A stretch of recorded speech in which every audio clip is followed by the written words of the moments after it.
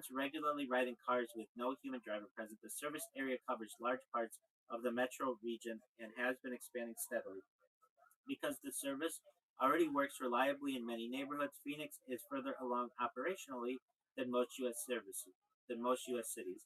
The road design helps autonomous systems. Phoenix has characteristics that are ideal for autonomous vehicles: wide multi-lane roads, grid street layout, clear lane markings, relatively mild wind weather, fewer complicated historic streets. All of those make perception and navigation easier for AI systems. Arizona regulations are very permissive. The state government created one of the most permissive autonomous vehicle regulatory environments in the U.S. This allowed companies to deploy driverless vehicles earlier than almost anywhere else. Because of this, companies like Waymo, Zoox have focused heavily on the region. What a human driver restriction might actually look like. It would almost certainly not be an entire city ban at first. Instead, it might happen in limited areas such as airport, autonomous zones, for example, around Phoenix Sky Harbor International Airport. Only autonomous taxis could circulate in certain pickup lanes to reduce congestion. Dedicated autonomous districts of downtown or planned development could require autonomous shuttles, robo taxis, pedestrian priority streets, logistics corridors. Some freight roads might prioritize or require autonomous trips. Why Phoenix beats other candidates. Compared with other cities, San Francisco, California, great testing environment but complex streets and heavy political resistance. Austin, Texas, rapidly growing AV ecosystem, still earlier stage than Phoenix deployments. Las Vegas, Nevada, good test environment, fewer large-scale robo-taxi fleets. So Phoenix currently has the largest real-world operational lead. A surprising long-term candidate. Some futurists think a planned city might leapfrog everyone. One example is Irvine, California. Because it has wide roads and a master plan layout, it could eventually support a nearly fully autonomous transportation system in if the city government chose to implement it. Very interesting, right?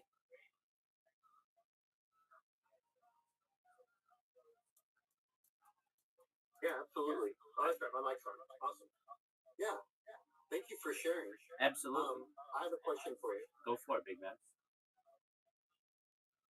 Can you get me to the World's Fair New Orleans and the underground roads that were never completed? World's Fair New Orleans, Uh, like in the movie. Uh, Hold on. The motorcycle movie. No, just let's just. I don't know that one, but it's just let's just get to a place that could be an autonomous that could be created underground. Yeah, dude, that's already being done. That's the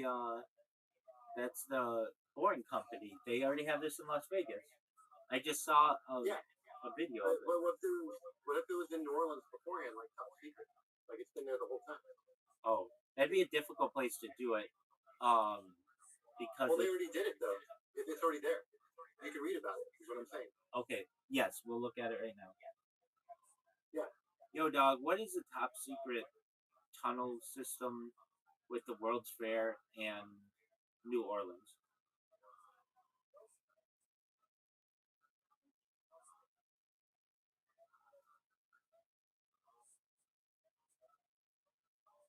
The story you are referring to usually points to the rumored underground tunnels connected with the 1984 World's Fair in New Orleans. The fair itself was called the 1984 Louisiana World Exposition, and it took place along the Mississippi River waterfront. Many urban legends developed afterward about secret tunnels, although the reality is more mundane. Below is what historians and urban researchers actually know. The real underground infrastructure. During construction for the 1984 Louisiana World Exposition, engineers built utility tunnels and service corridors under parts of the fairgrounds. These were used for electric cables, water lines, communication systems, maintenance, access for workers, moving supplies without blocking crowds. Large fairs often include these corridors because millions of visitors move through the site. The main fairgrounds later became part of the Ernest N. Memorial Convention Center complex. Service tunnels near the riverfront. Some maintenance tunnels exist beneath parts of the riverfront development that followed the fair, including areas around the outlet collection at Riverwalk, the Convention Center complex, utility systems running along the Mississippi River levee.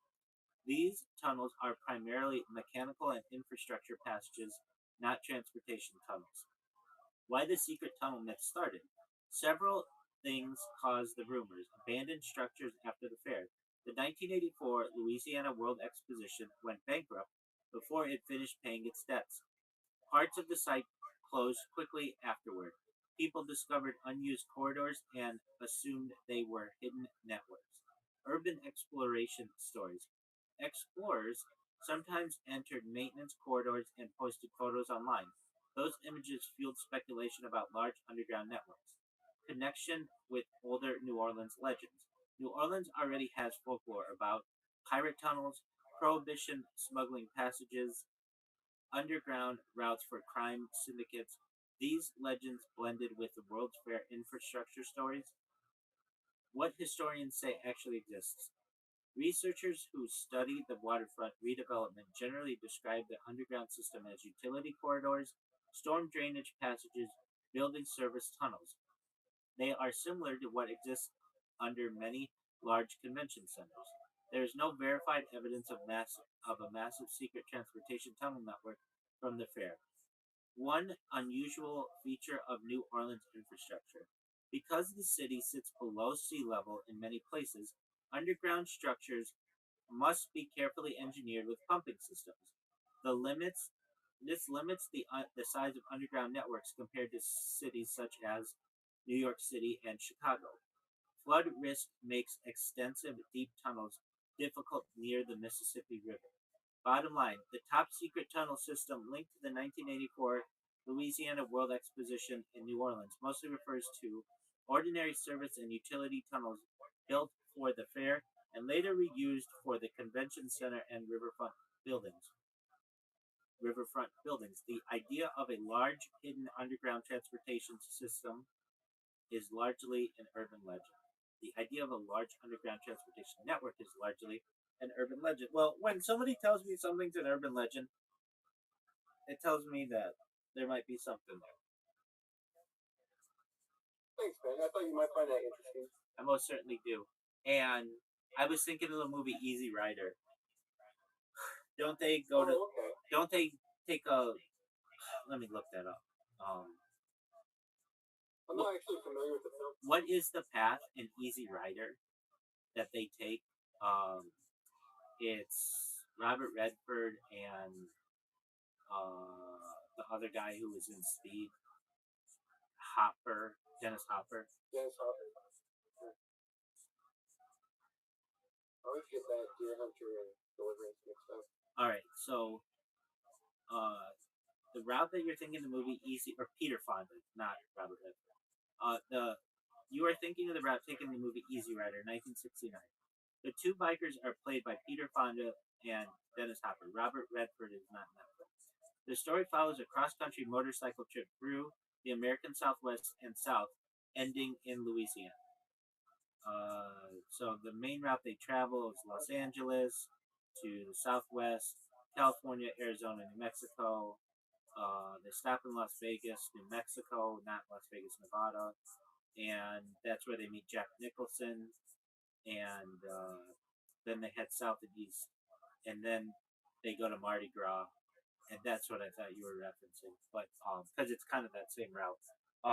Okay, but if you like tunnels, those tunnels are nothing that we've talked about is nearly as cool, in my opinion, even the E Town and all that, as the deep underground military base tunnels. Those are the cool tunnels. Are you aware of these? Yeah, we have a nuclear silo in my town. I should take you to. Okay, still not what I'm talking about. I mean What do you mean? I mean the You're talking about like NORAD, like the NORAD base? no. I'm talking about like more top secret than that. It's not well. NORAD's connected though. So is Area 51. But basically, there is a the map is probably the best way to look at it. But there are. Let me just give you some ideas on it. Yo, dog, please tell me about the deep underground military base tunnels and how they use like maglev trains and when they were built approximately. And they were built by Bechtel, the same people who built like the federal roadways, and they use all kinds of contractor work, and they use nuclear boring machines. Tell me all the cool stuff about that, please. Where they connect? Allegedly, it's around the whole world, and I've seen maps that are like from the Pacific Ocean to Las Vegas area, and then to like Dulce Base in uh, New Mexico. Tell me all about that. And steel man it. Don't tell me it may be an urban legend or whatever. Treat it like it's real, because it very well could be.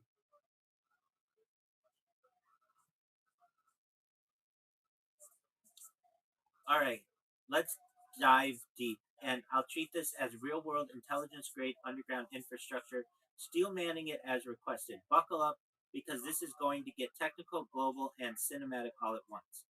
Overview of the deep underground network. The system you're describing is often referred to in intelligence circles as a global subterranean military and research network.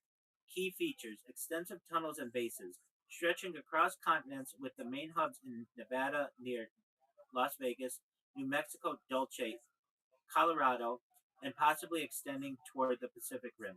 Primary purposes: strategic military operations, classified research, underground manufacturing, high security command centers. Construction contractors: large engineering firms like Bechtel were allegedly involved, along with specialized tunneling contractors. Construction techniques: nuclear tipped boring technology, so called nuclear boring machines for ultra rapid deep excavation. Conventional tunnel boring machines, TBMs, for more precise work.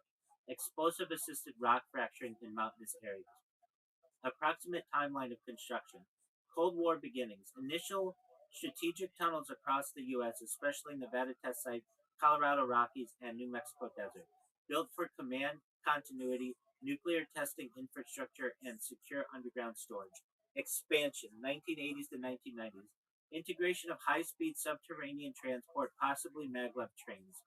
Purpose: rapid movement of personnel, vehicles, and classified material across long distances. Global network concept, 2000s to present.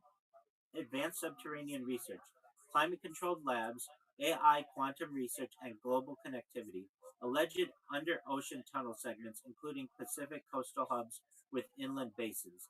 Engineering and technology features: maglev transit, high speed magnetically levitated trains, reportedly used for travel between underground hubs. Speeds estimated 300 to 600 miles per hour, 500 to 1,000 kilometers per hour for personnel and material transport. Tracks designed with superconducting linear motors and electromagnetic stabilizers to reduce friction, vibration, and noise. Nuclear excavation, alleged use of small yield nuclear detonation to pre fracture rock in extremely hard geology, mountains, desert, bedrock. Advantages: accelerates tunneling, reduces mechanical wear, enables megatunnels, more than 30 feet in diameter. Safety systems: water cooled chambers, seismic dampers, and radiation shielding to contain blasts underground.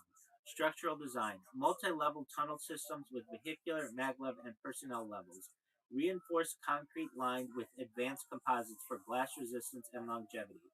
Built in air circulation, pressure equalization, and climate control for high altitude and desert extremes. Strategic connections and hypothetical map. Based on publicly discussed leaks and research: West Coast to Southwest Corridor, Pacific Ports, California underground hubs, Nevada, Las Vegas, Area 51, New Mexico Dulce Base, continental connectors, high speed maglev tunnels linking major military industrial complexes across the U.S. Purpose: rapid response, hidden transportation of materials, testing of technologies underground. Global extension allegations: submarine tunnels connecting Pacific Rim bases in Japan, Guam, and the Philippines to U.S. continental hubs. Theorized deep ocean pressure resistant tunnels with specialized maglev trains for secure logistics. Special nodes, Dulce Base, New Mexico, rumored underground research and experimental technologies, Nevada, Area 51 region, aircraft aerospace testing and strategic storage, Pacific underwater tunnels, connects Western hubs, possibly linking global operations. Purpose and operational advantages. Strategic security. Fully underground, protected from satellites, missiles, EMP attacks. Rapid transit. Maglev tunnels allow cross state or cross country travel in less than an hour and visible to the public. Experimental facilities. Isolated radiation shielded labs for advanced materials, AI, or aerospace research. Global military integration. Networked bases allow coordinated global deployment of forces, vehicles, and sensitive equipment. Contractors and construction nodes. Bechtel Corporation, major civil, structural engineering, and tunneling projects work on federal highways, dams, and nuclear facilities. Other contractors, specialized mining, tunneling, and military construction firms, likely included classified joint ventures to obscure construction origin. Key technical points. Multi level design allows separation of freight, personnel, and experimental areas. Nuclear pre-fracturing reduces mechanical TBM wear but requires radiation containment. Maglev design underground is self-contained, no surface impact, minimal detection. Alleged global implications. Some maps suggest tunnels connecting Pacific Ocean hubs to Las Vegas, Dulce, Colorado Rockies, and potentially beyond, could serve as the backbone of a fully underground, secret global logistics and military network. Potential civilian cover stories, federal highway projects, mining tunnels, or energy infrastructure. Summary. The system is essentially a global high network, pardon me, subterranean high security network, steel manning your description is real. Depth tens of hundreds of meters underground, length hundreds to potentially thousands of miles. Transit, maglev trains, vehicular tunnels, personnel corridors. Construction, nuclear pre-fracturing plus TBM plus reinforced concrete. Contractors, Bechtel and specialized tunneling firms. Purpose, military research, rapid logistics, strategic protection. Nodes, Nevada, New Mexico, Colorado, Pacific Rim points. Global reach allegedly connects key strategic points worldwide. That's what I'm talking about. Do you know about those? I don't think they existed. I mean, I'm not trying to I'm not trying to be that guy in the room, but I'm going to be on for at least 5 minutes again. Hit me with it. That's okay. Hit me with it. I'll give you counterpoints. I'm ready for it. Okay, number one, human beings rat each other out. Incorrect. Hold on. I have to stop you right there. How could the Manhattan Project, with 400,000 people working on this, occur in New Mexico and nobody knew about Trinity Site and no one knew about Hiroshima and Nagasaki? People can keep secrets. Oh, you jumped right at me. Absolutely. I will. Okay, so you're saying that, here you go, here's your logic. Just let me, okay, what I'm hearing from you is this. You're taking odds and statistics and facts from the past and applying it to today, 2026. Absolutely. I'm just trying to say. Absolutely. In fact, I would say people then had more and more. I'm just saying it's harder today than it was then. Incorrect. It's easier today. Incorrect. It's easier today. Today we have because you can have people sign NDAs. You can use technology to make people forget things like neuralizers. You can also threaten people's pensions. You couldn't do that as easily back then. The military industrial. Well, I hear you. Back it up. Okay, look. Number one, I know a lot of billionaires, and they never have anyone sign anything, ever. And they hire them all the time. But their companies do. No, usually No, directly. Usually the people that work directly for the people, they never sign anything. Dog, I can send you some right now. You can look. It's like 190 pages. The Jeffrey Epstein one was 190 pages, and it's pretty standard. Well, those are model releases. Yeah, I get the video stuff. If you're doing SAG and whatnot, No, video, that's sure, not what I'm stuff talking about. That's not what I'm talking about. I'm talking about to be his gardener. You had to sign a 190-page government, a 190-page document, and within that, it basically says, "See no evil, speak no evil, hear no evil," like in writing. Wow. Now, let me ask you this, and I'll just keep the pressure on you. Not just the not just the Manhattan Project that occurred. No one knew about it. 400,000 people were involved in that. Basically, built the entire infrastructure of an entire state and two major cities. Uh, three, arguably, Albuquerque. But you're saying that this exists. But you're saying that this thing exists with no one can confirm anything, right? Is what you're saying? I'm And it's saying, 2026. wait. I'm saying I'm going to give you different examples of this so that you No, but I recognize. don't want to change even the past. The past is like I don't. I mean, come on. Wait, wait, Manhattan wait, wait, Project and all that. wait. Who Just knows? hold on. Okay, then you want something within the last 15 years? Edward Snowden. He basically. I like it. Okay, so he Yeah.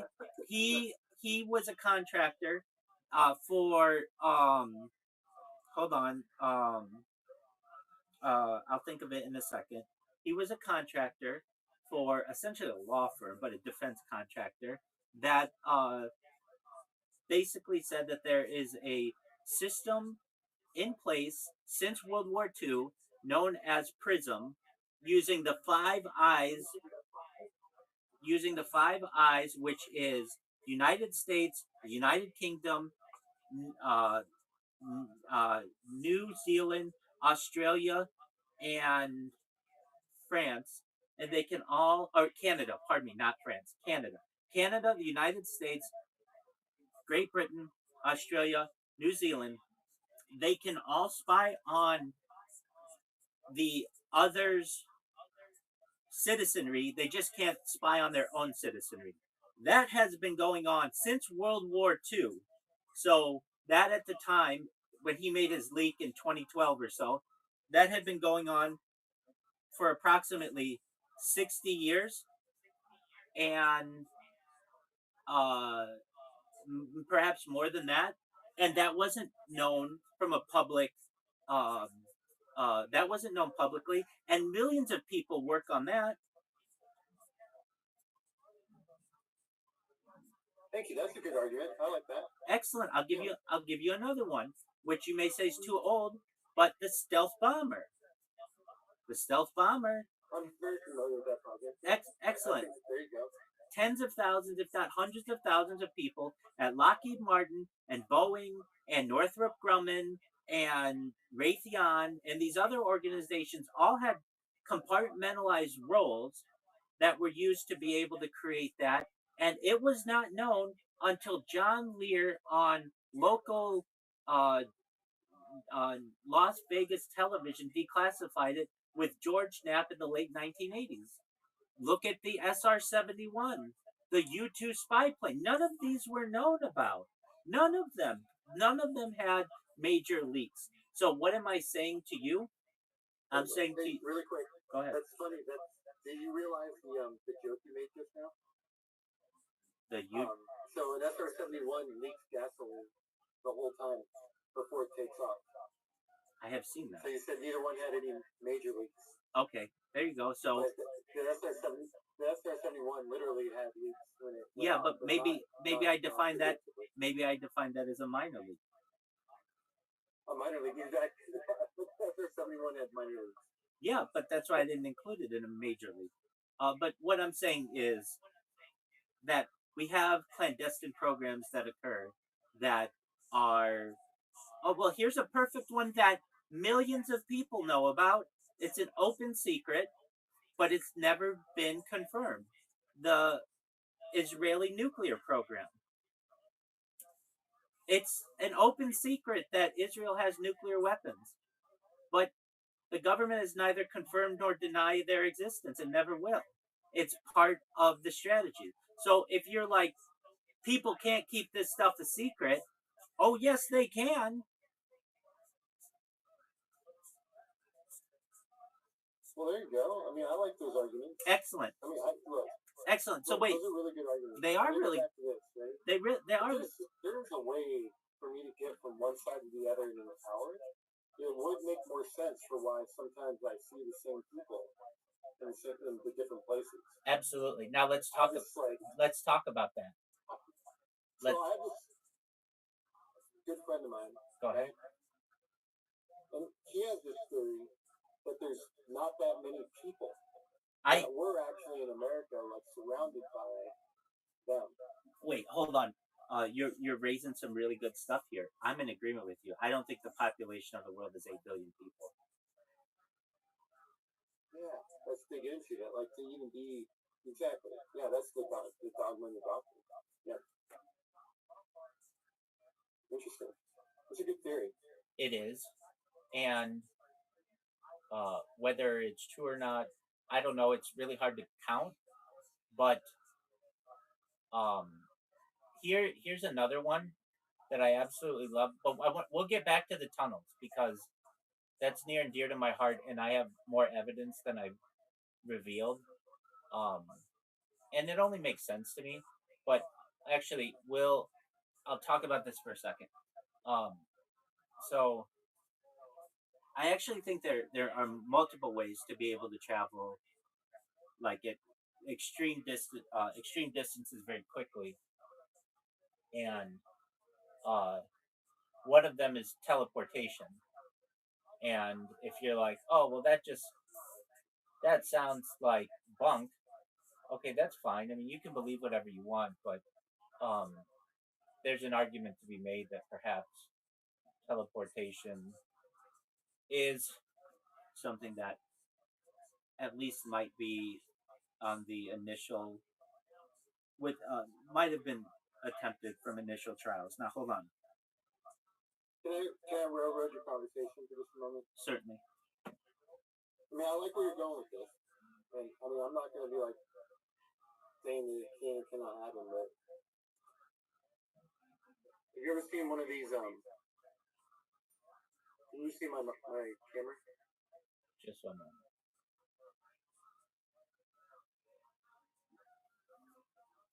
Okay. Yeah, it's small to me, so help me describe what you're doing.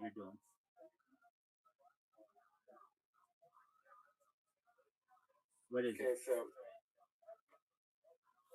yeah, so this is. Have you ever had the cheese that comes in the red wax? I mean, I've seen it. Yeah. Did you ever eat that kind of cheese? I don't recall eating cheese with a red wax, but I know what you're talking about. You like peel it off. Yeah, and it's got like the cow on the outside. Yeah. It comes in like a red little thing set. I know what you're talking about. It's not kosher, so I don't eat it, but I know what you're talking about. Well, I didn't know that. I apologize. That's okay. Yeah. I didn't know. Yeah. I should have thought of that beforehand. I'm sorry. That's okay. You're not offending at all. Don't worry about it. It's known as laughing cow because I see it advertised on television, and I always am checking different textures, the different markings to see if anything has changed for its kosher status, but that one has not. I'd like it to be though. They always look cool. Well, okay. So basically, what you do is you form it into a candle. So you eat the cheese, and then the wax forms into a candle really easily. Okay. You see, like, now that's a fake candle, of course. Okay. But that's what that's what it works as for me. It's a really good camping thing to bring if you ever go camping. Okay. I was gonna show you different tools. Are you good with tools? Do you know what different tools are? I mean, to some extent, but I'm always willing to learn. Like if you see these kind of clippers. I'm trying to see. It's really slow on the computer, so if I see those look like scissors. Yeah,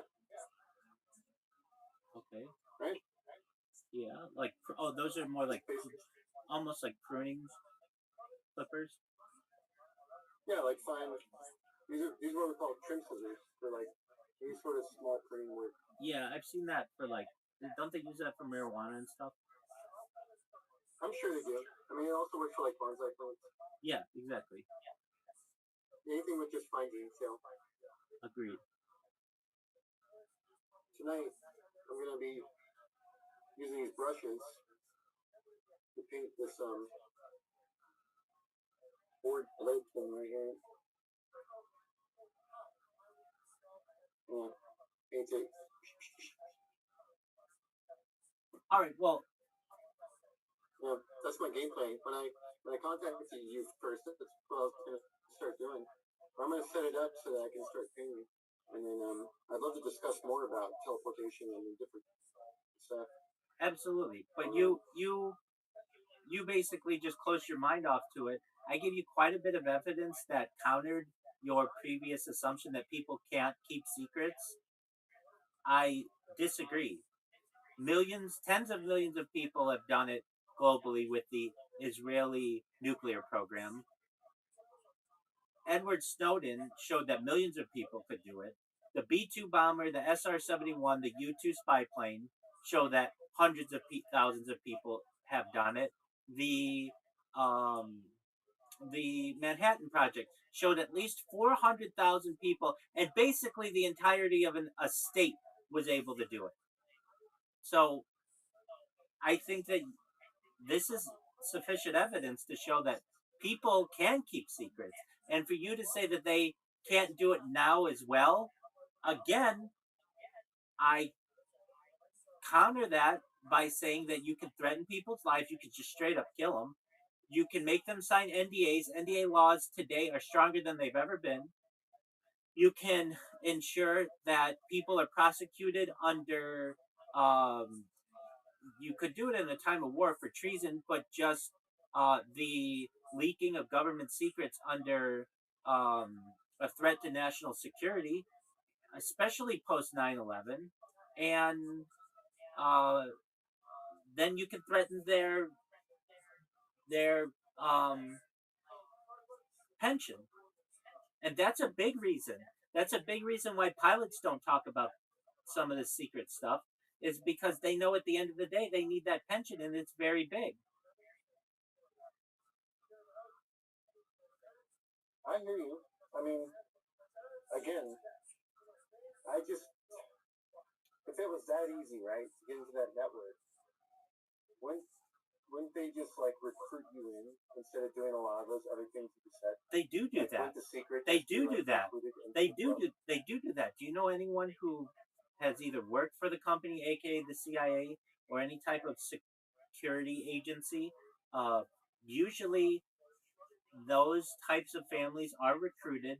There are certain attributes that they look for. People who are either um, don't have siblings, are not close with their parents, or are they are foster children, and basically they then those people have children, and their children are recruited into the agency, and it becomes incestuous. And then those people marry other military officers, or I shouldn't say military. They marry other intelligence officers, and they don't talk about these things at home. I've known women in my life who like I knew their parents and you never knew what their dad did.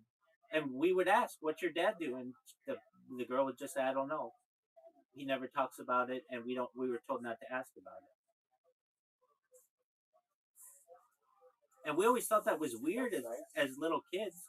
But what I'm saying to you is like there are people out there who are involved in these clandestine organizations. Now, here's an example, a very interesting example.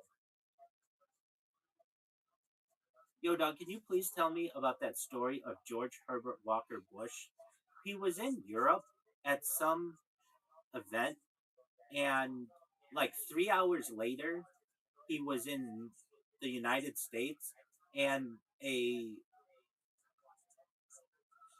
member of the press realized that he would have had to be traveling faster than what Air Force One could travel, and the government had to disclose that he took a classified trip or classified flight on the SR-71 Blackbird or something in order for him to have been in those two locations with such a short amount of time during the duration.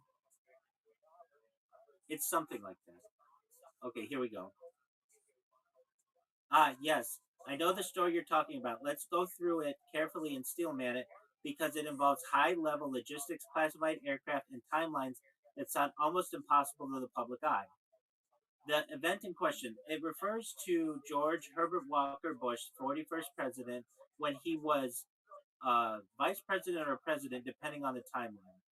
The incident reportedly occurred in Europe at a public event, possibly a summit or ceremony. There are a few accounts floating in investigative press reporting and memoirs. The public and press noted a timing discrepancy. Bush was seen at Event A in Europe and 3 hours later appeared at Event B in the United States, an interval that seemed physically impossible with conventional travel. The discrepancy. Observers, reporters, and aides calculated flight times from Europe to the US, roughly 6 to 9 hours for standard jet travel. Yet Bush was reported in the US 3 to 4 hours. Uh, Yet Bush was reported in the U.S. in 3 to 4 hours. Questions arose: did Air Force One somehow travel faster than its normal cruise speed, 600 miles per hour? Were the times misreported? Government disclosure. To resolve skepticism, government sources acknowledged that Bush had taken a classified high speed flight. Allegedly, this was aboard a Lockheed SR 71 Blackbird, the legendary reconnaissance aircraft. Why the SR 71 makes sense: maximum speed 2,000 miles per hour, Mach 3.2, range 2,900 miles without refueling, altitude 80,000 feet above commercial air traffic, and weather. These speeds allow transatlantic flights in a fraction of normal jet travel time. Practical explanation: using the SR 71, a flight from Western Europe, say Brussels, to Washington, D.C., 3,800 miles, could be done in roughly 1 hour 45 minutes to 2 hours, depending on route and refueling. Adding ground transport and public appearances explains how Bush could have realistically been in both locations in 3 hours, assuming classified aircraft availability. Why it was classified. The SR 71 was still highly secret at the time, and flights were not publicly logged for security reasons. Disclosing the use of the SR 71 retroactively allowed the government to explain the timing without revealing. Yeah, go ahead. I've got to switch my power out. Okay. And set this up. I'll be back in like 2 minutes. Okay. Are you going to be up for another hour? Yes, sir. Cool. I'll be right back, okay? I just got to switch my power out. You do what you need to do, my man. Be right back. Yeah, peace. Mm-hmm.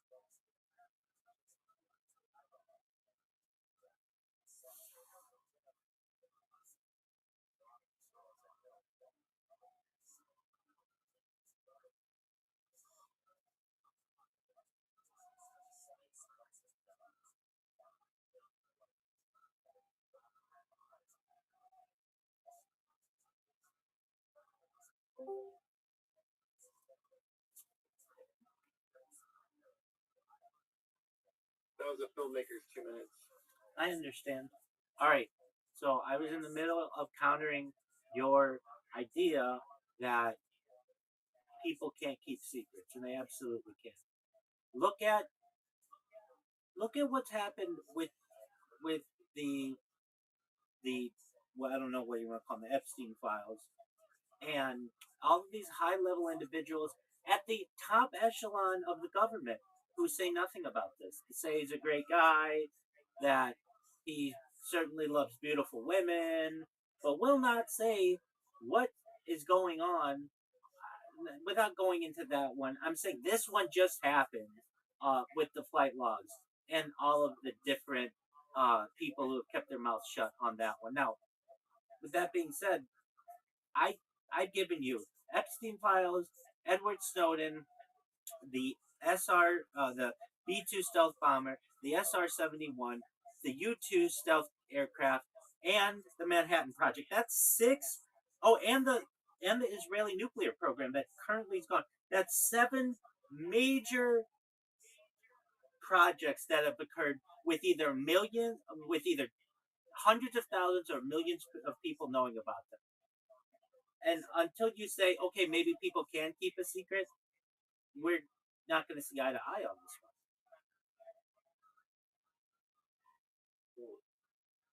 Oh, it's 2026. It's tough.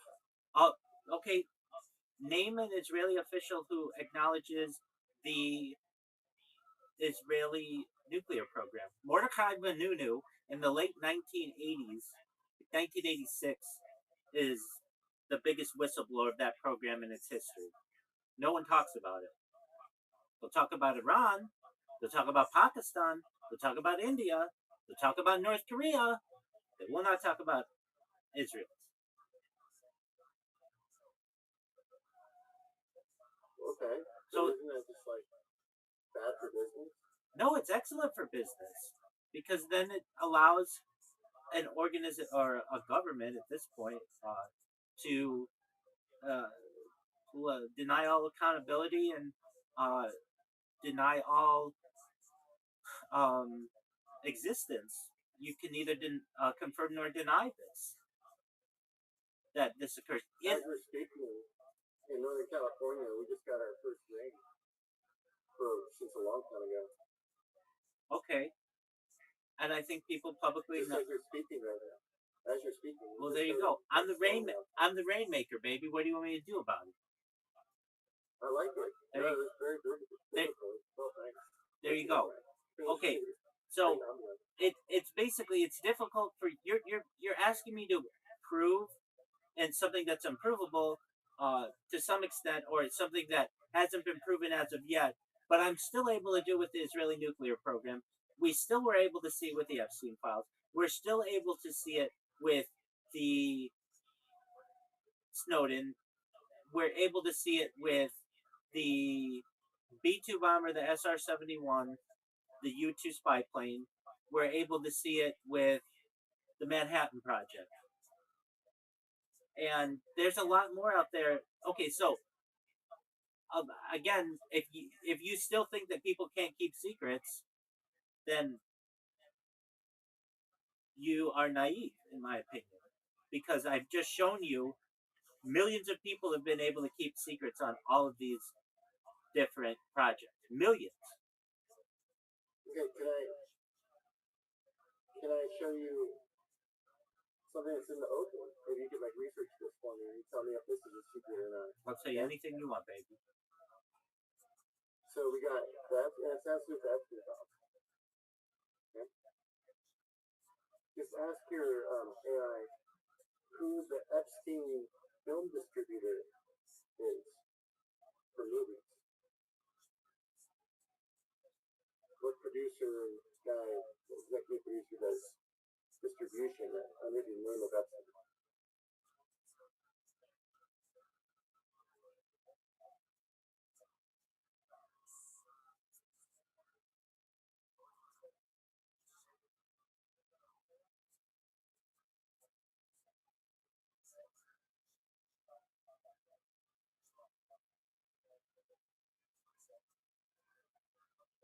You mean like a studio executive?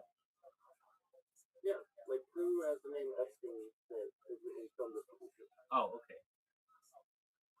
So a better question would be, I'm not critiquing it, but I'm just saying like to ask would be what film producer has the last name Epstein?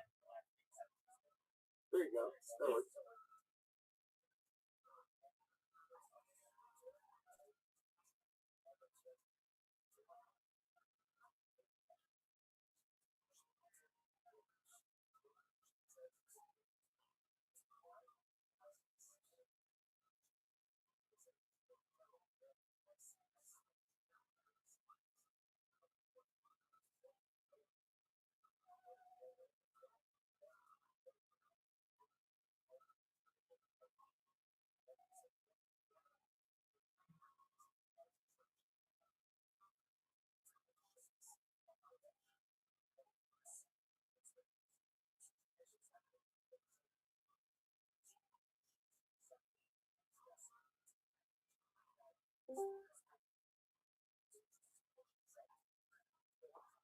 Um, Rob Epstein.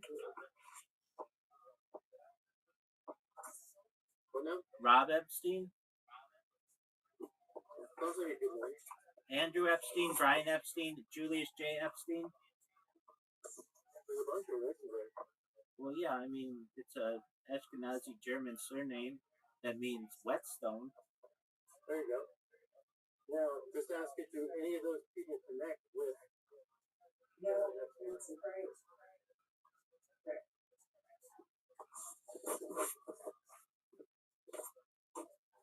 Yeah, if any of those people connect with the actual Epstein file.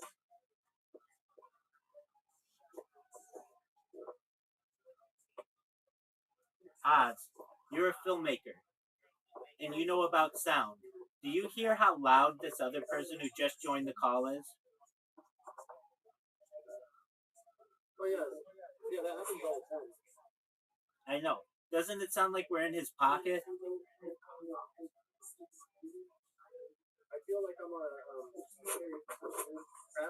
trap house's couch. Exactly. Are you serious? Riser, your microphone sucks dick. I've told you this. If you aren't talking, you need to mute yourself. I am. Okay, cool. That's so weird. All right. It doesn't show them to have direct relation. I mean, of course, at some point there may be some connection, but there is for everybody essentially. You start there, right? It's like, okay, you got a bunch of people that need to be videoed beforehand. They gotta like look at the merchandise. Wait, I don't understand what you're saying. So like, you got people that are probably connected with the same name that probably filmed all those victims. No, not at all. That's not how it works. You don't think so? Absolutely not. They're not even. Come on. The one Epstein who is in the Epstein files, aside from Mark, or aside from Jeffrey Epstein, is his brother Mark. That's who I'd start with. But I wouldn't go with these other Epsteins. I mean, I know Epsteins, but I mean, they're like a thousand or so individuals within the United States with the last name. But that doesn't mean that they're all involved in this. Who would I go? People can't keep secrets. I agree. All right, I think people can keep secrets. Then. There you go. So that's a big. That's a. In that world, in that scenario, like okay. That's a. If those don't connect, then yes. That's a big. Absolutely. Okay, so once we have that established, and then I was reading to you about George Herbert Walker Bush, and he was in one location and then another location faster than Air Force One could travel. Did you hear that story? Yeah, I love that. I actually got out a little prop. I was going to ask, did anyone at that time also take a space shuttle? I mean, did people take a space shuttle? Absolutely. No, like secretly. Yeah, is that like a conspiracy theory? It's how my brain thought. Oh. I'm like, wow, that'd be pretty cool. You mean like the secret space program? Yeah, back in the day when they just had an actual space shuttle, you know? Yeah. That flew around. This guy. Yeah, that didn't travel. That didn't travel that quickly in in unless it was in low space orbit. Yeah, that's what I'm saying. Like, So you're saying there's the Earth. It's like, so you're saying did it go into low Earth orbit, like into the stratosphere? yeah, like for a fun, like presidential thing or something, to get somebody from like, you know, one place to the other. Um, to my knowledge, no president was ever on the space shuttle. Certainly, I would know this. Just one moment, but we'll confirm this. Was there ever a? You know, if I was president, I'd want to be on the space shuttle. Sure. I know that. Riser, what's going on, Pocket Talker? Yeah, I'm gonna start streaming a documentary on a pet cemetery in California. If you want one. Oh, baller! I'd love to, and I bet my man Oz would too. Oz is a filmmaker. Oz, we've been watching. Oh, sick. We've been watching documentaries recently. Last night we watched one on the challenges of short men in society. Prior to that, we watched one on basically traveling around the world on a boat, and then prior to that, we watched one on um, something else. I can't think. Riser, what was it? What did we watch? Oh, I remember. No, it was Hands on a Hard Body, which is one of Quentin Tarantino's. Yeah, Oz, have you ever seen Hands on a Hard Body?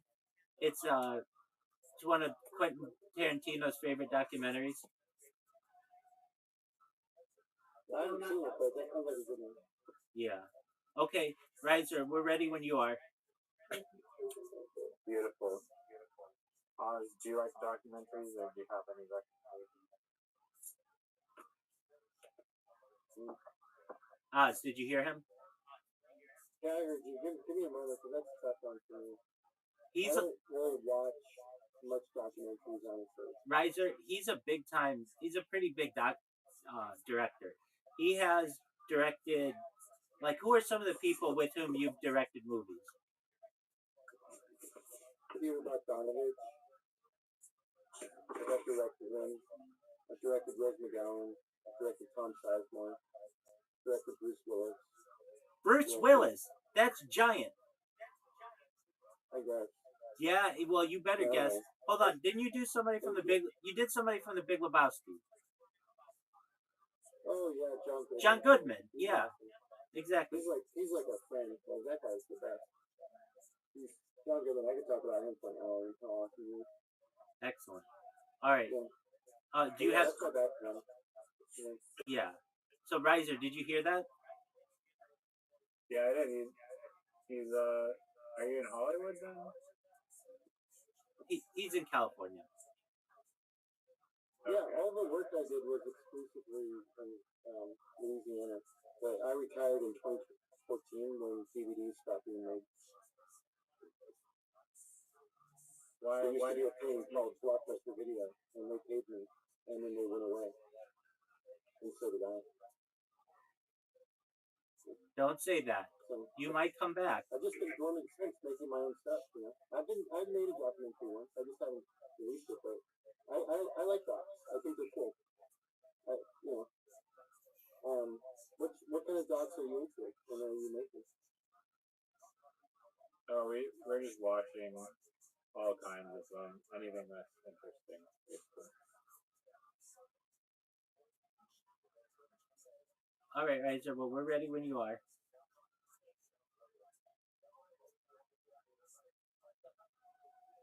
Riser, I don't know if you heard me. We're ready when you are. Okay, he's got it going. Oz. So if you don't know how to do this, he is streaming it, and you just click on his little square and press watch.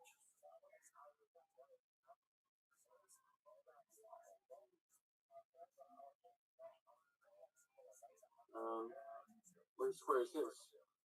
His is the one that says Riser. I got it. Okay. Cool. Thank you. You're welcome, sir. You're the man. I'm so horrible with technology. Like I said, I've been in a hole for like 15 years.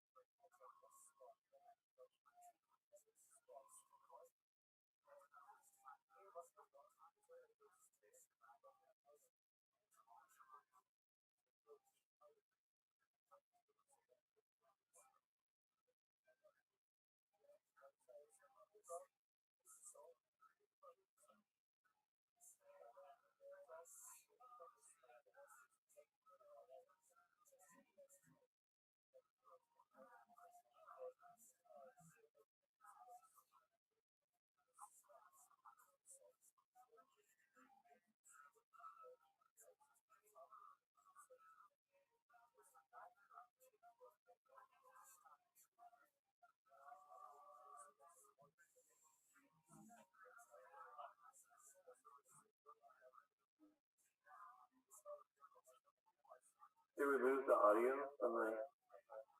It's still going.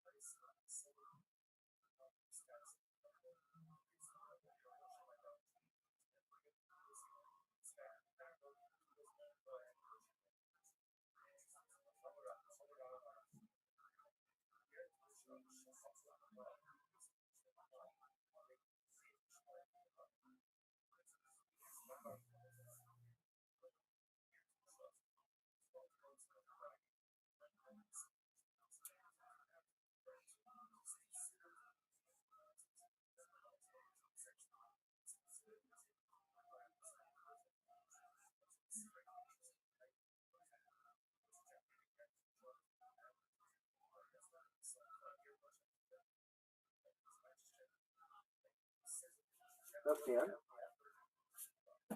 Apparently. Riser, can you hear us?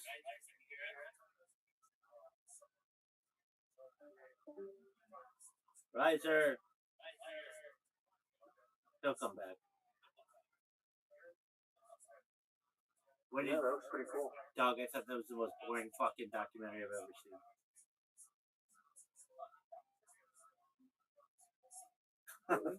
Yeah, it was. Dog, what happened? I was trying to pay attention. Oh, I thought it was beautiful, dude. Wait, I thought it was beautiful, but it was boring.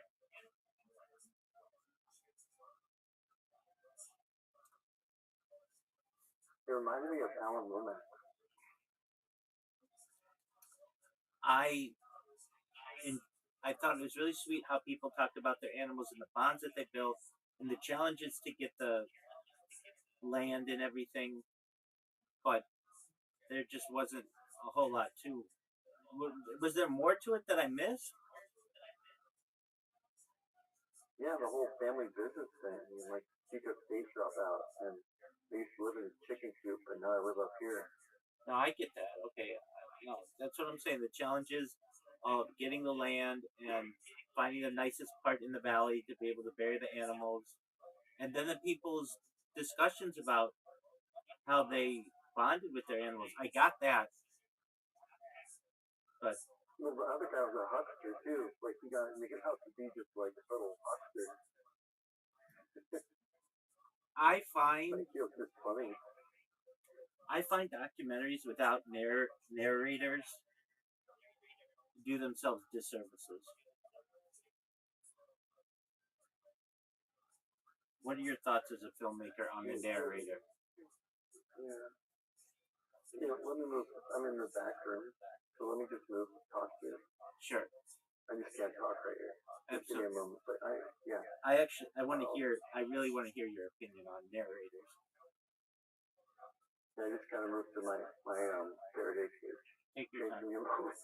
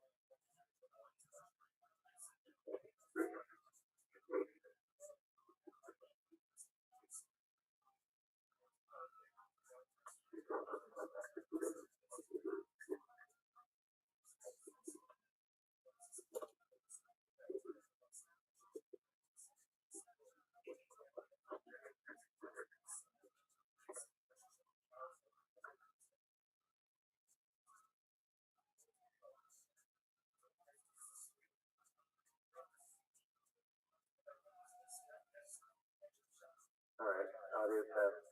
Is this an okay volume to talk? Yes, sir. Oh, awesome. Welcome to my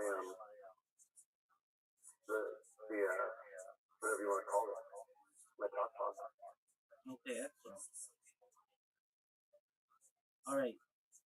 So I'm surprised that was from 1978.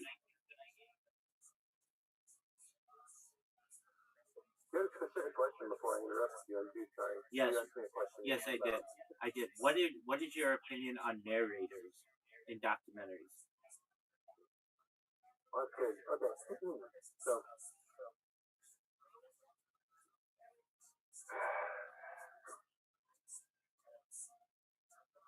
have you seen the documentary Best in Show? It doesn't have a narrator. About the dogs? And it's hilarious. Yeah, it's hilarious. Hold on. Isn't that a movie? Yeah, it's a mockumentary. Yeah.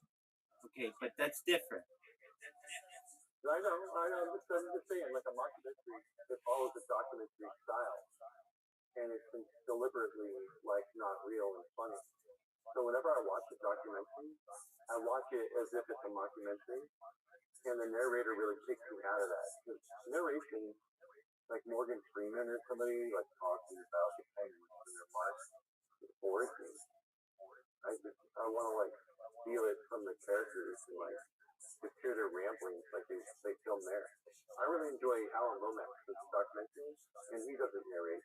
He just lets the people talk and tell the story. Look at Ken Burns, though. Perhaps the greatest documentarian of our generation. Uses a narrator.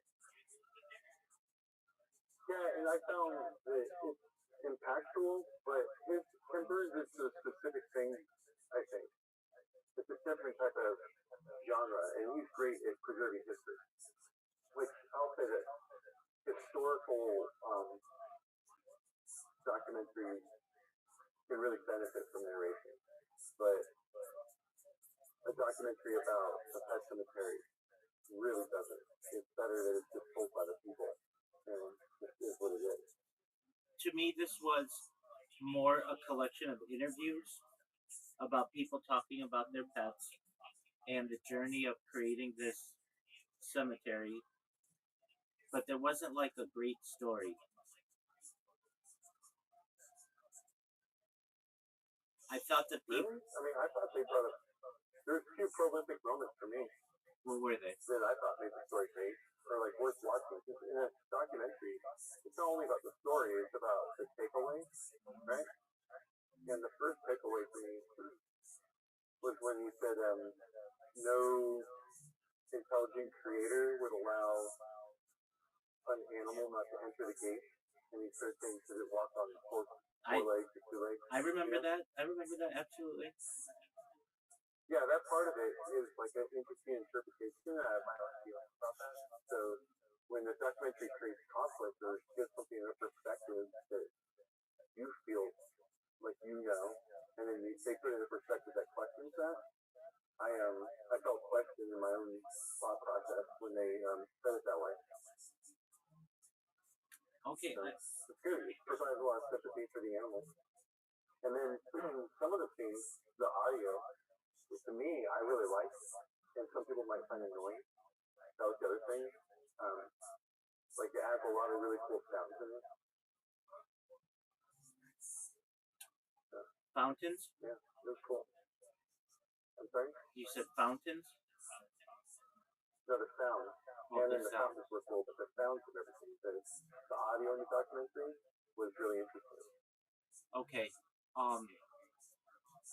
I kind of had to keep it low because I'm streaming and it's like copyrighted material, and so perhaps I wasn't hearing that well. To me, it was the story of a guy who lost his um, collie, and he wanted to build like a quarter mile away from his house or whatever, a place for where these animals could go. Or he wanted to start a pet cemetery, and then there were other people. I thought there were touching moments. I'm not saying. I mean, I said it was like I didn't say it was the worst documentary I've ever seen. It was boring, and perhaps I wasn't that connected to it because it was slow, and it's from 1978, and I there were some things that I got out of it. I mean, I can tell you this. It really made me think, like, why. I have this discussion internally. Why do we kill animals? Why aren't we all vegan? Animals are so wonderful and have touched us. And as I watched this, they were saying like there was like a plant, and they're like they use every part of the animal, even the toenail, and that's like it's disturbing to me that we still eat animals, or many of us, and use their um, products. But the Can I stop you right there for a second? sure, Yeah, can I jump in? go ahead. That part was actually awesome to me because the way they described it, and then the story about I was at the dinner table and they asked me what I do, and I told them about it, and they were like, "No, we don't want to talk about that. It makes you sick." Right. Like, that whole thing about using every part and all that was people don't want to know. That's It right. made me correlate a lot of stuff in my head just about how the world works. I agree. I felt like it was a good allegory to the world. I agree, and that's why I'm stating like that part had an impact on me. Other documentaries on veganism specifically, oh, what is it called? It escapes me now, but I'll think of it perhaps at another time. Where you actually see the slaughtering of the animals. Every time I see that, it makes me want to be vegan more and more. And I look forward to a day when I'm vegan. I just can't get there yet. And I would like my children to be vegan. Now, that doesn't mean we don't eat meat, but perhaps lab grown meat, which is different. But basically, where something doesn't have to suffer. And I empathize with animals. I think they're wonderful. I have a section of this Discord dedicated to animals. I love animals. Uh, and I look forward to a day where I can not depend on them anymore in any facet. And I look forward to the globe not having to depend on them and they can live a natural life. When people get in, What's your diet like? generally it's, I mean, If you don't mind me asking. yeah, it's fresh fruits, vegetables, kosher meat and cheese. That's generally what it is. Noodle. Almonds? Yeah, I have like apricot kernels right here. Hold on. They are interesting that I say that. They're within arm's reach. And yeah, I have nuts. Um,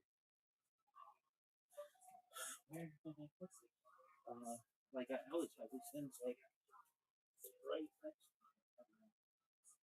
The fact that I can't find them is amazing to me. Okay, anyway, yeah, I mean almonds are great. Well, I think those are really noble goals, like diet wise. Yeah, and I'd like to advocate for it someday. I've dated a few vegans, and they've changed my view.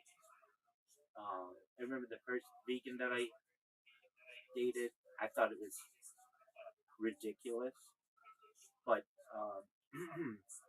since veganism is can be some aspects of it can be considered kosher. We could go to some places where I would be like, "You don't eat anything from an animal? No, don't use anything from an animal." And that was ridiculous to me. And this was like 20 years ago. And then I dated another one maybe 15 years ago, and we watched documentary. What was it called? It was just about factory farming, and there's like one part of it that has stuck with me, very much so. Anyway, but getting to this, and you raise a good point, and it was a point that I was somewhat thinking of raising, and I'm glad you raised it. We only see the end result with like a nice T-bone steak or whatever, but we don't recognize that that animal had children, the conditions under which it was raised and slaughtered, perhaps. Um, they can just, it's hard for, and then I think of war, and I think that we don't see what's going on at the other end of those bombs and the terror that it can cause to individuals. It's just, there's just a lot to what you're saying, basically, as I understand, like we're only being shown like a certain segment. Okay, but going to this documentary would have been aided perhaps with a narrator for some audiences. I understand that they didn't for other reasons, and I'm not saying every documentary needs a narrator, but this one I think would have benefited from it to some extent. One quote that they with AI, it's really easy. You could just regenerate it yourself and add a narrator. Yeah, oh totally. You could even show a documentary with a you could choose with a narrator or without a narrator. And I'm just saying, yeah, especially one like that, you could build that pretty easily. right. And okay, so I feel like a narrator helps to keep the story guided and focused, and it would have just been helpful. But in the late 1970s, they may not have chosen this way of uh, of documenting a story. It was impactful. The thing that impacted me most in it is the people talking about their animals, how much they love them. Here's a quick question for you. Go ahead. Sort of segue, but here's a question for you. How do I stream a movie on here, or like something that I have? Like he just did? Yeah. Are you on an Android, iOS, or desktop? iOS. Okay. If you press the screen at the bottom, do you see like where you turn on your video and your microphone and stuff? Yep. Okay, pull up on that, and there'll be a little set of options, and one of them is share my screen. Oh, okay, there we go. Isn't that interesting that they don't make that more common for people to know? It says you're sharing your screen. Okay, do you want me to check? So what can you see? I'll tell you in a second. To me, it's unbelievable that they think that type of user interface is that intuitive. It's not. I bet you half the users don't know how to do that. Okay. Thank you You're for helping me. I don't use Discord ever. So you're good, big dog. Okay. So I see. I might not be looking at yours. I'm looking at some of those. Land.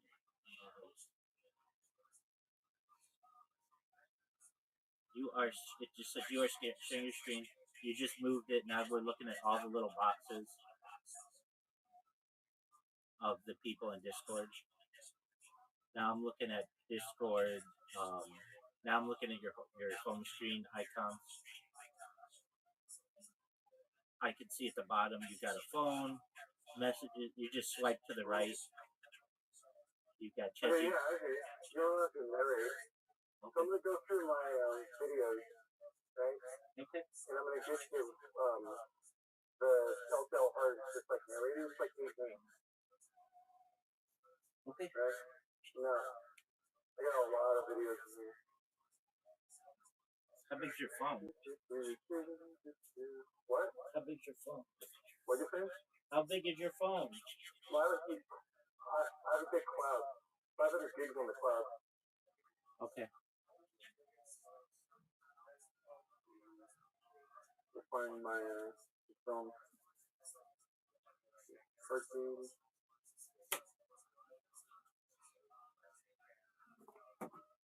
Oh, I found those appetite kernels.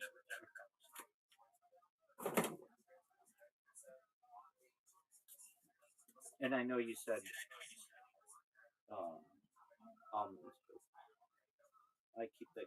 I do my best to eat that kind of stuff when I can. Sounds good. Fresh nuts and fruits and vegetables. If you're vegan, you seem like gold. Yeah, but I love steak. I mean, how did you get all your protein? Steak? Yeah, I love steak too. My whole protein. Steak is delicious. Who doesn't like steak? Vegan. That's true. Vegan people do not like steak. I mean, I know quite a few who do, Right. or I know some that do, but they just have given it up. And they'll use alternatives. Yeah, like portobello mushrooms and stuff. You can like saute it in like a big one. It's not exactly the same, but it has steak-like properties.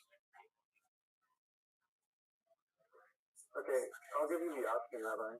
What? Right? There's the 5-minute Bruce Willis movie, the 8-minute narration, the 15-minute Tom Sizemore movie, the hour-long Rose McGowan Peter Bogdanovich movie, or the 20-minute unknown artist like art film. Bruce Willis. Is Rose McGowan that pretty in real life?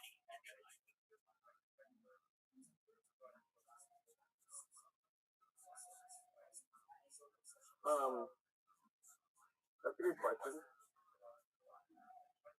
Why do you ask? Because I think she's a very attractive woman.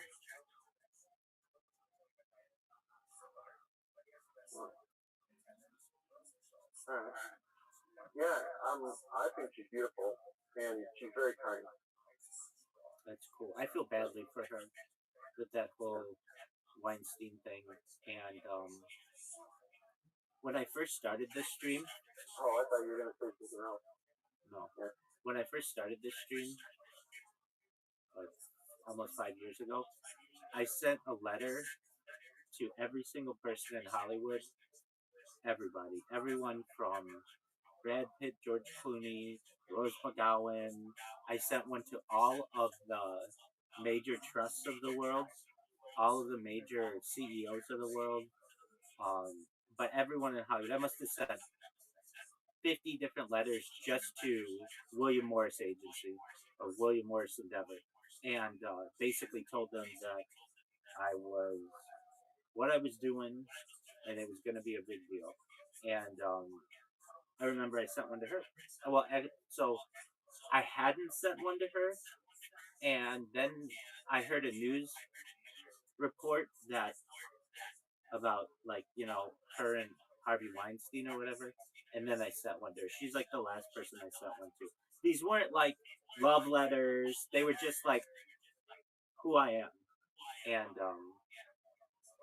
so because I thought if I ever go viral, I can go back and be like, yeah, I already sent you a letter, and it would be very funny. Like I think that would be a very funny thing. So that's what I did. Well, your proof is in the pudding, man. You do this every day. So That's true. like those actors only show up like once. You've been doing it every day. So That's true. And I have me sending. that's a good story. Thanks for elaborating. Absolutely. I have me sending the letters to them. I have me sending the letters to them on camera. So, like at the very beginning of this, well, that seems like the smartest thing to do. Exactly. So that like I could have all of Hollywood and just like on my documentary. Yeah, and you're sticking to it. Oh, 100%. I don't have much time tonight. I love your documentary. Can I show you this 5-minute movie? And then, like, tomorrow or later, we'll come on, because I have to go and I have to start work at like 5:30 in the morning. You do anything you need to do, absolutely. But That's fine. Yeah, I'll show you this 5-minute thing, and then I'm going to go to bed. But we can talk about it afterwards, too, until like 11. But you tell me what you think. So I press this button, right? And then go like that. Yes, you hear it? Yep. This is Bruce Springsteen? Or Bruce Willis? Yeah. Whatever you want to call it. That was funny. I think you'll know from this. You edited all this?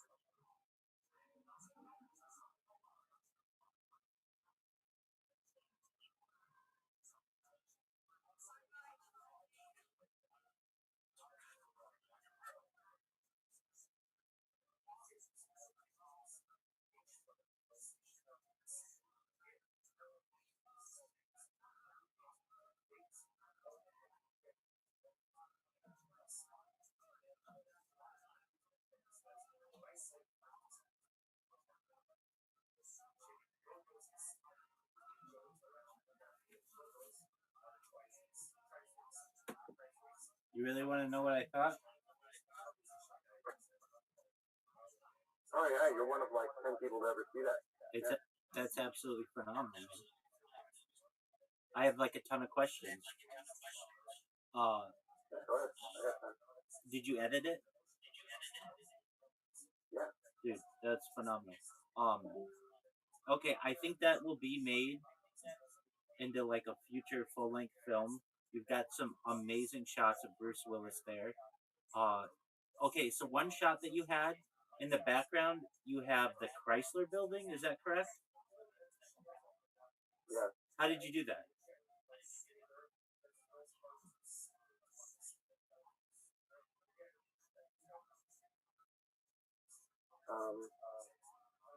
I had access to anywhere in the world, so I put myself in a hotel room that had that view.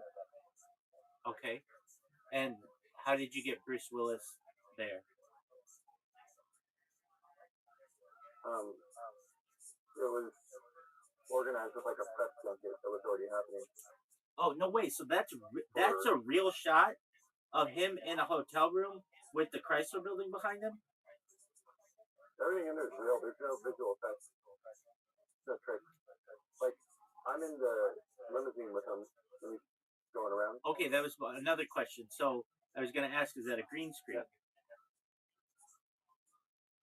So it's not. Okay, who is the woman whose eye? It's like a really blue eye.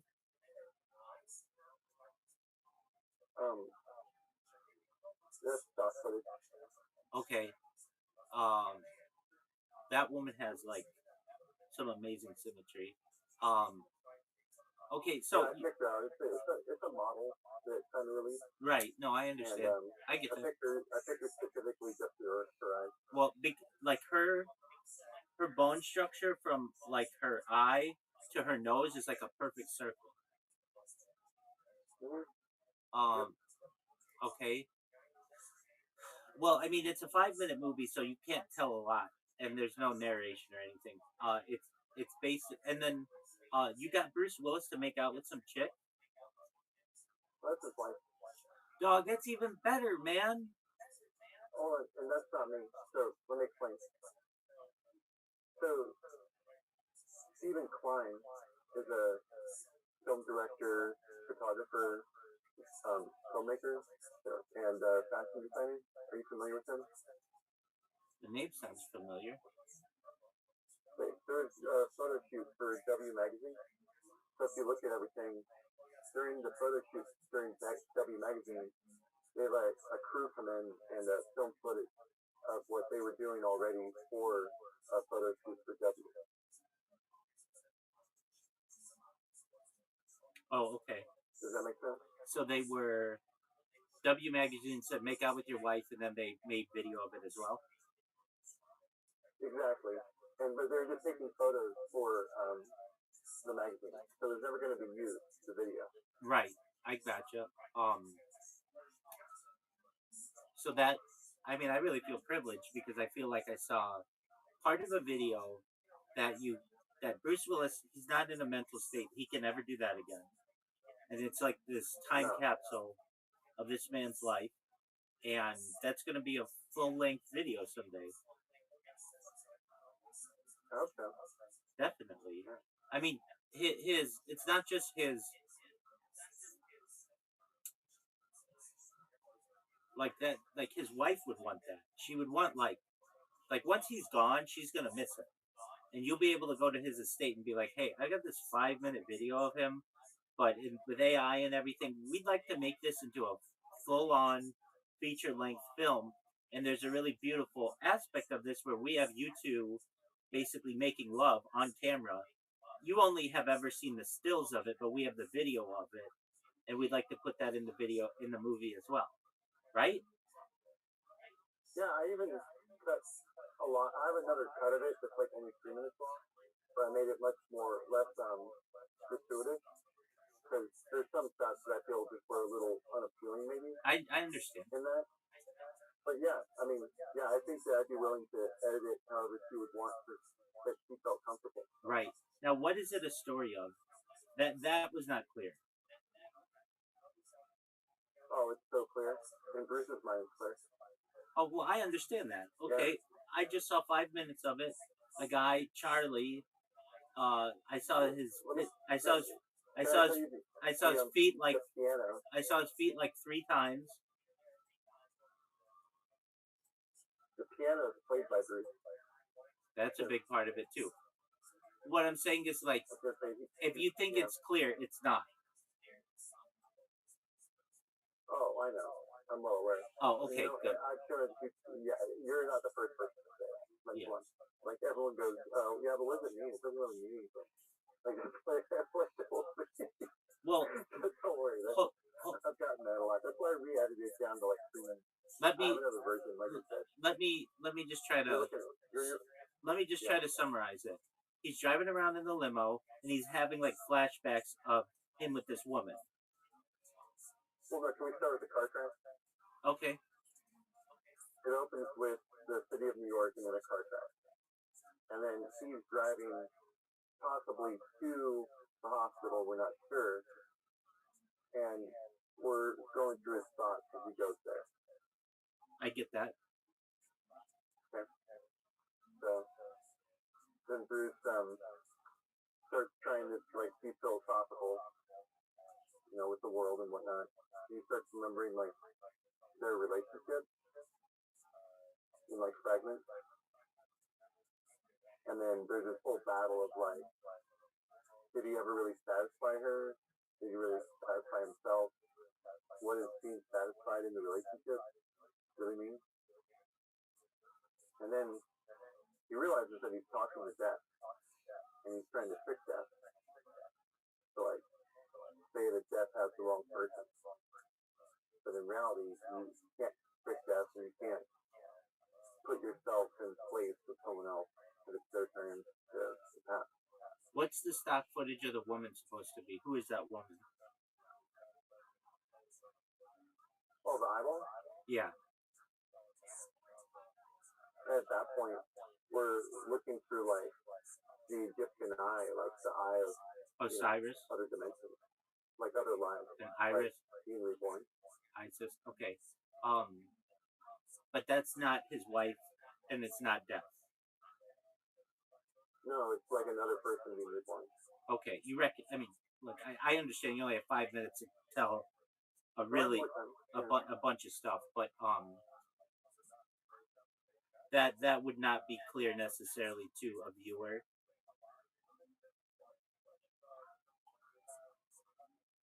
I thought it was really cool. No, I know.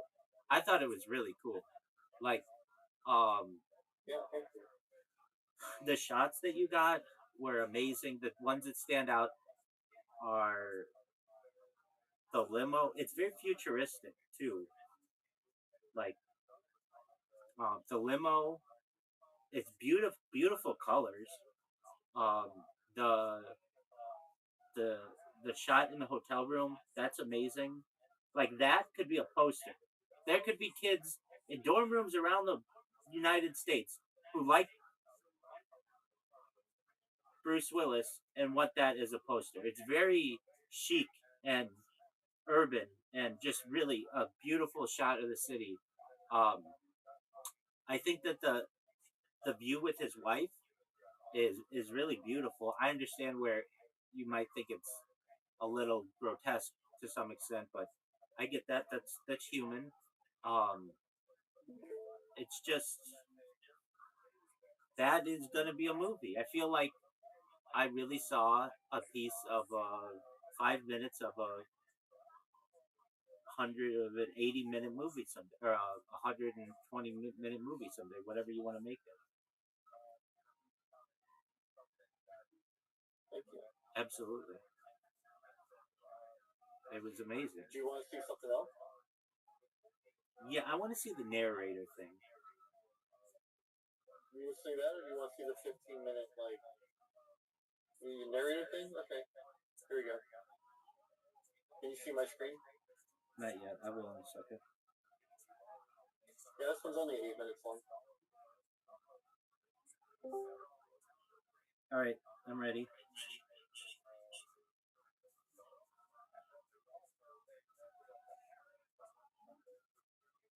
What's your opinion on the Eagles? Philadelphia or Screaming? Neither. The band.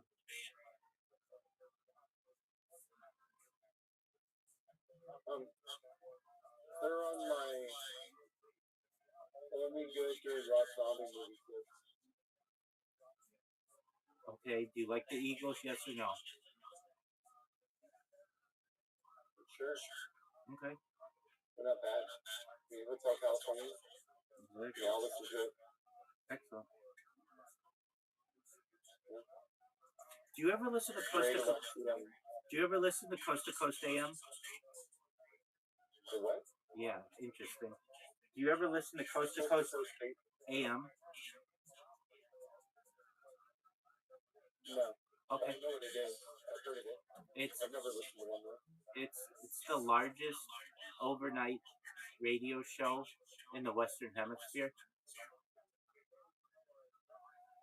That's cool. Yeah, but that's okay. I believe it's on KGO.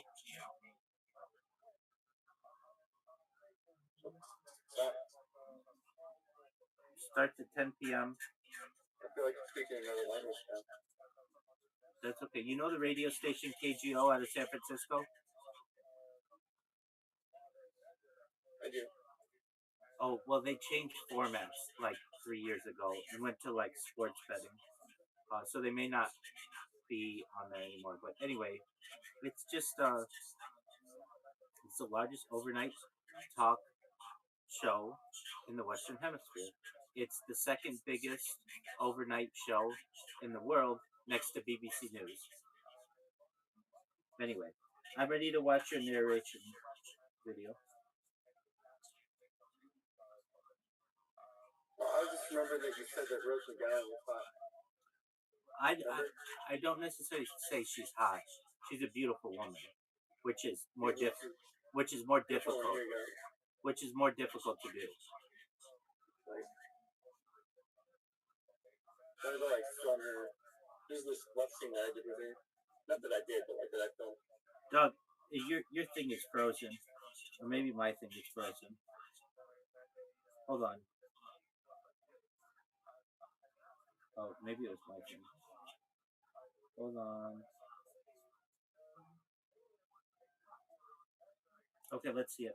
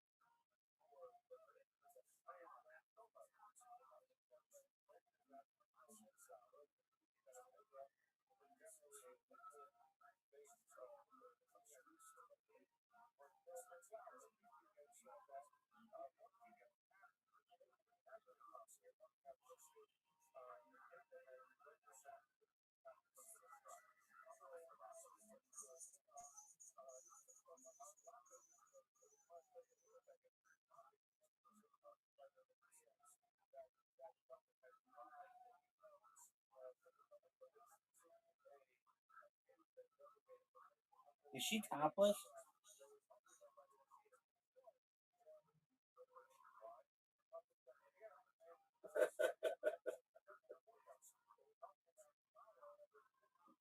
Was she topless? No, it implied. Yeah, it did. So when she shoots a shot like that, does she wear pasties or something? Yeah, of course. Yeah, she has like a front bra. It's just the back is uncovered.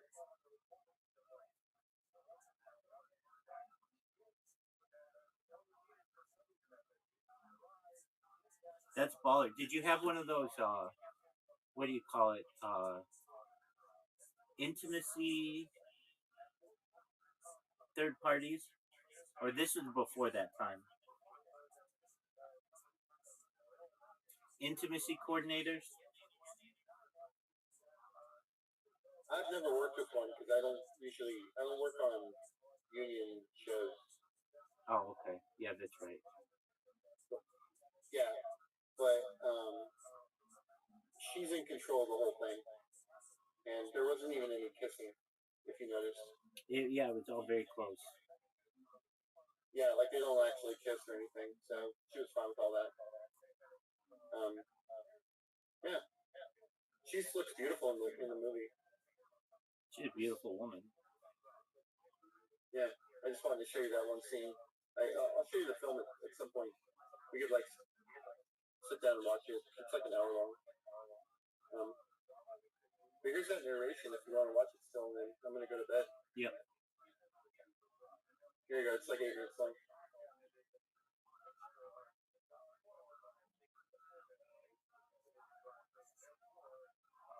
Can you hear it? Does that say Telltale Heart? Yeah.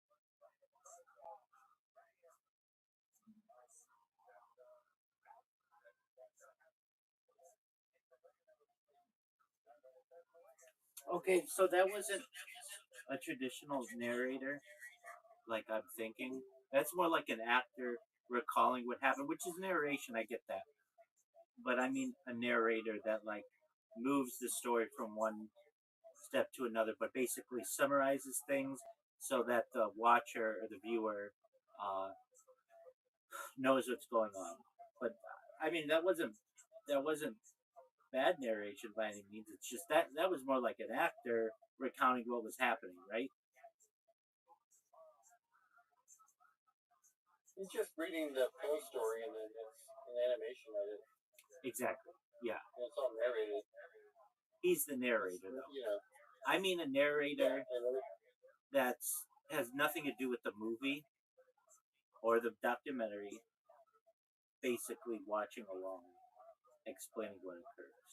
Like yours is like in it's not exactly like this, but like in the Big Lebowski, you've got Sam, whatever that guy's name, the cowboy guy at the end, who's talking like he's in the movie talking about what happened.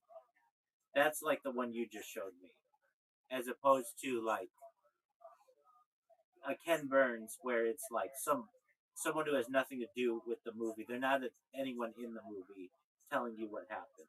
Like yours, the one that you showed was like uh, to me like more like acting. And like you're saying, he's reading a post thing with the animation. I do want to ask you, was that like? I mean, I'm sure you get this a lot if you ever show that to anyone.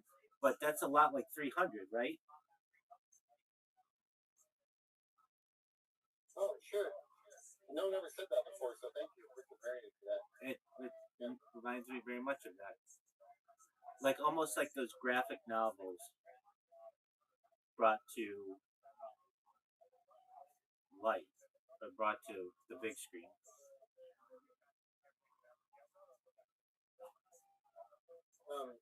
Can you see the screen?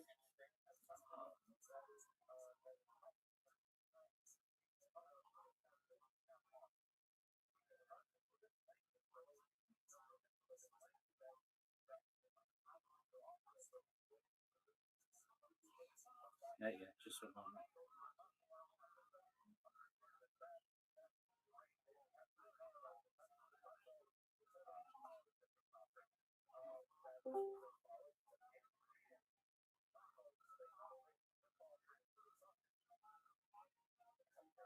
You think so? Now I can.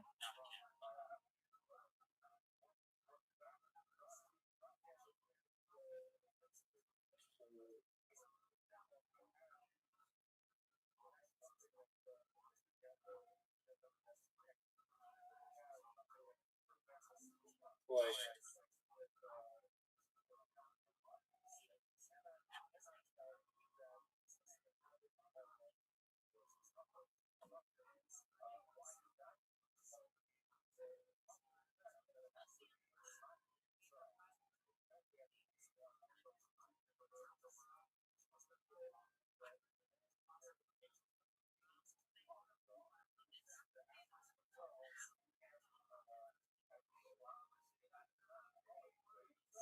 Okay, so that was the woman giving narration on that scene, right? yeah, exactly. That's what you're talking about. No, that's not what I'm Trying to help talking me about. figure out I mean, that's a narrator, yes, but that's an actor who has a role in the movie who's talking about what happened. That's narration. But I'm talking about someone who isn't in the movie who talks about what's happening, which is different, and you don't really see in movies that much. Nothing comes to mind, but you do see yeah, and it they break the fourth wall. exactly. They usually just talk directly at the camera. Exactly, and like the most famous one is really that frog, right? The little Warner Brothers frog. Okay, yeah, that works. Um, but I'm thinking like at least with a documentary, the Ken Burns narrator helps that story. If you don't have that, it's really just a bunch of it's Shelby Foote and a bunch of pictures from Incepia, and that's it. But the narrator basically says like, the 14th Battalion from Virginia Company once wrote, "Mom, I'm sick of being here. I can't wait for this war to end." You know what I mean? Like that pushes the story along a little bit. I mean, I'm not saying that you can't make really great documentary without a narrator. I've seen many of them. The one that we watched tonight on the Pet Cemetery, it's from 1978 and is a little slow. But that's because I'm looking at it in the mind of a modern person that has a media philosophy that you cannot show someone a clip of more than 5 seconds or you will lose their attention. So those kind of things become slower to me. I'm not saying I can't enjoy them. It's just They had these suckered in with the wardrobe and the haircuts. I mean, that's just what those people wore, though, right? I just love observing history that way and listening to it. See, that's why I just love making films. And whenever I see documentaries like that with people that are really unique looking, I become enraptured in like what the story is, and I try and just like become immersed to try and take away something because I'm like learning during a documentary. I'm trying to like absorb it, but I'm also looking at it from that documentary standpoint, like from the comedy angle. So internally, I'm kind of laughing the whole time. We watched a documentary last week that was from 1994, something like that. No narrator, and I really enjoyed it more. Though I think a narrator could have helped that one too. Um, it it just it makes sure that if you're not paying super close attention, that everybody remains on the same page, and that to me helps. And it's I'm not gonna lie, I'm on another cell phone doing other things, watching this other one on my chest. So, um, but the people and their and I'm also watching on like a really small phone. It's not ideal, and I have the sound turned down to some extent, which isn't ideal because I don't want to get a copyright strike. With that being said, what did still come through to me were the was the love of people and their animals, and it made me connect to animals even more than I already have, and this person's story and what they went through to create a resting place for animals, which is really beautiful. Another thing that a quote that sticks out in the pet cemetery was something like they were talking about the first man. He was like a doctor. It wasn't the first guy to climb Mount Everest. That's Tenjin. Uh, Tenjin. Can't think of his name right now. Tenjin and Edmund Hillary, but Tenjin Norgay and Edmund Hillary. But and then before then, maybe Irvine did it before then, but he died on the descent or something. But anyway, they talk about. I just like the quote that they use when they talk about climbing a mountain. Mountains don't grow, but people do. I like that.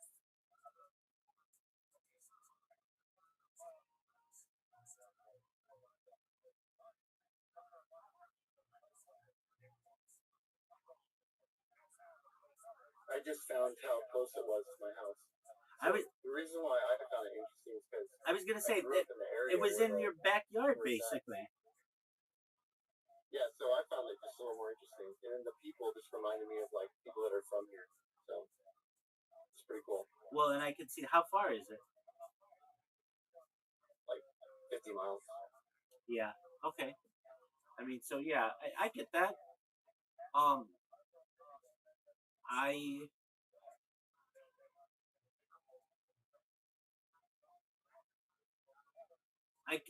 the thing that resonated most is how much people love their animals, and there isn't any denying that. And the idea of would the animals be led into heaven, you know, and who's it, why wouldn't they be? And the idea of just this man who really loved his collie, who wanted to give the collie a proper burial place. That to me is really cool. And also a really moving part of that was when somebody else lost an animal and wanted that animal to be near the collie. I thought that was really sweet. Yeah, I'd be interested to see what like veganism and old Native American diets are like. Well, they ate meat more than just about anybody. They lived their whole life finding meat. Not all of them.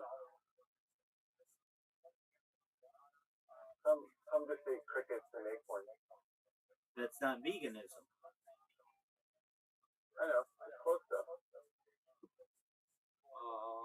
Crickets are like, you know,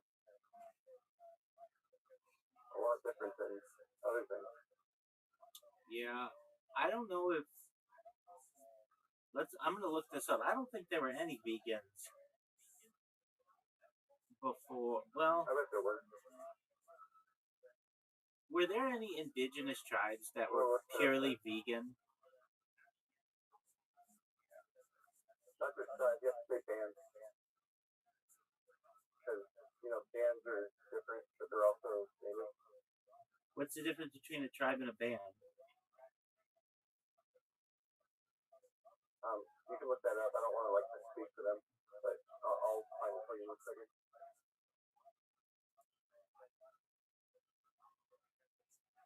Perhaps like 5,000 years ago, but it was in India. Like even Aztec, Yeah, Mayan, that's what I thought. Aztec, Mayan, Zapotec in ancient times were 100% vegetarian until at least age 10, but adults consumed meat.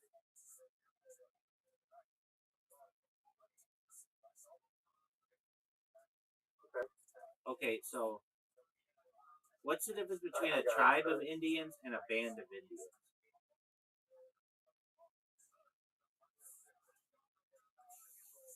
The primary distinction is that a tribe is larger, sovereign is a that a tribe is a larger sovereign political entity with a defined government, laws, and recognized territory, whereas a band is typically a smaller subordinate group within a tribe, often composed of extended families or clans, lacking independent sovereign status. Okay,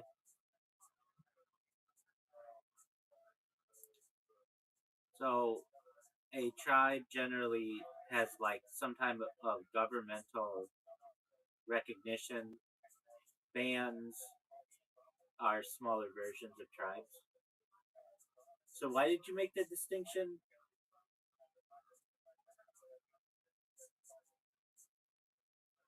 Because you were asking if there were vegan um, Tribes.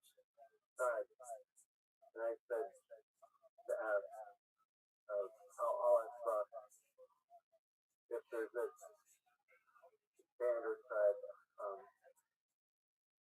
or tribe that was vegan That's what we asked. It in said, America. oh, there was one 5,000 years ago Maybe a tribe was in India. And perhaps there were bands, that's smaller. But generally, they all ate meat to some extent.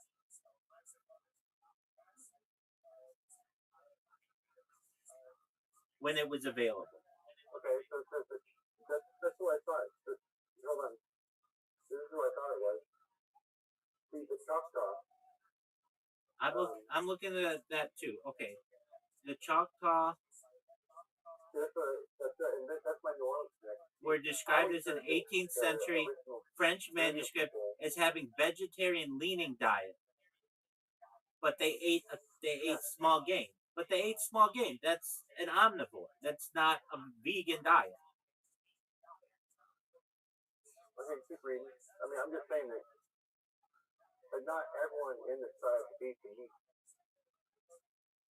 Okay, I didn't say every. I didn't say, and I come on. I didn't say every single person on Earth ate meat. I'm saying that most native tribes, indigenous tribes. Let me explain. I'm sorry, I'm not making myself clear. Right? So you have a tribe which has bands, right? And the Choctaw, for instance, the majority of their food was vegetarian. The majority of their people were vegetarian. Incorrect. You don't have any evidence for that. That's what it says. That's like how they live. Well, what I'm seeing here is it says they had a vegetarian leaning diet, though they occasionally ate small game.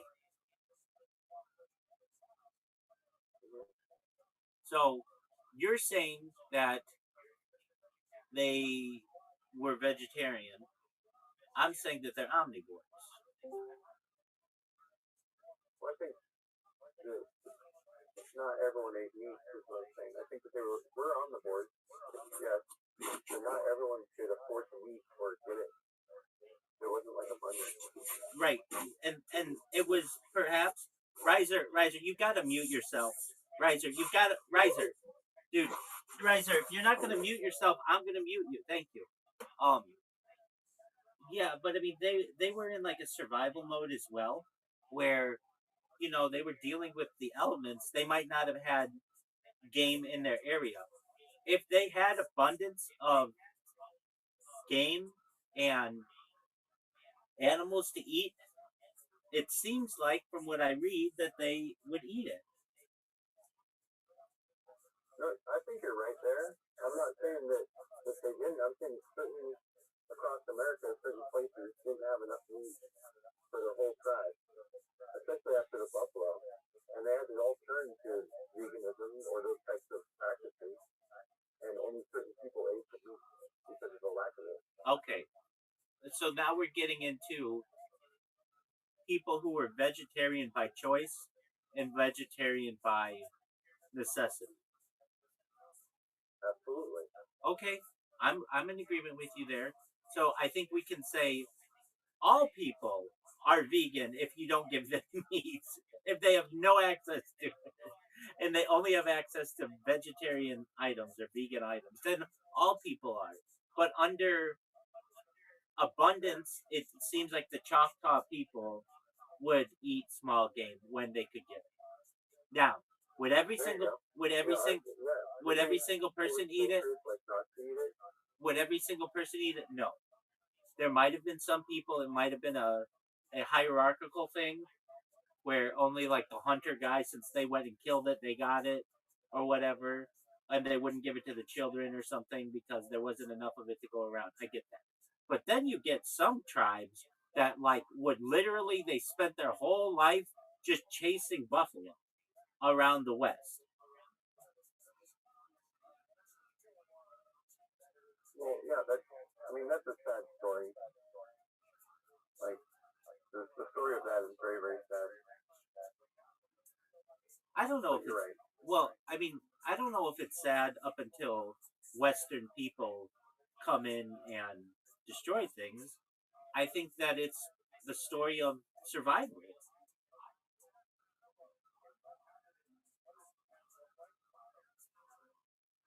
Yeah, but the buffalo lost, right? Look, the buffalo. There are more buffalo now in protected lands than I think there were ever. There's some kind of. Don't quote me on that. I've got to look this up. But are there more buffalo now than ever in protected lands? I remember it got down to 2,000 in Yellowstone alone or something. But yes, the number of bison in unprotected lands is higher now than in the past, although it remains below historical population levels.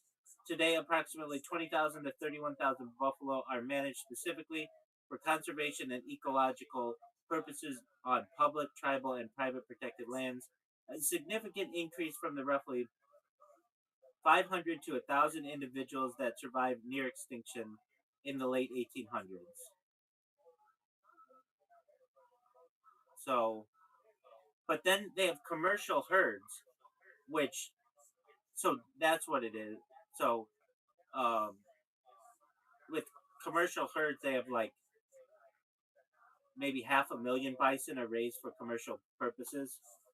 But then the historical context, there were once 30 million.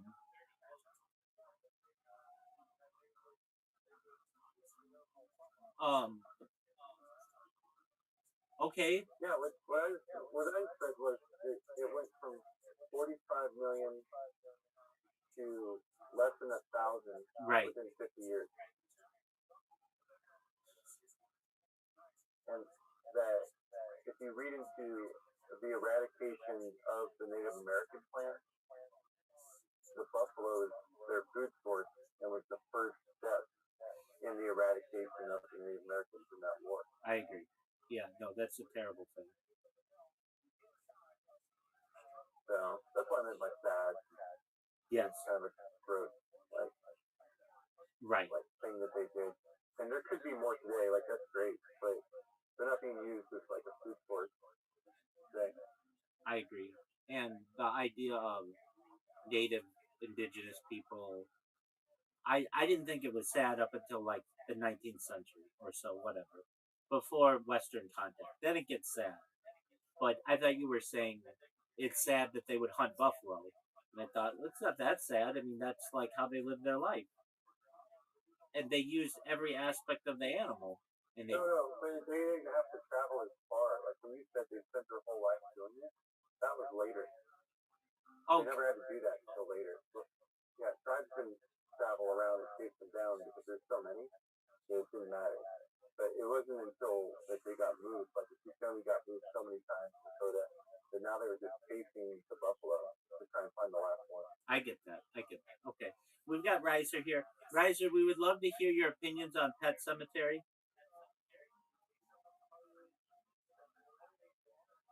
I'm not gonna lie, IMDb screwed the pooch on that one.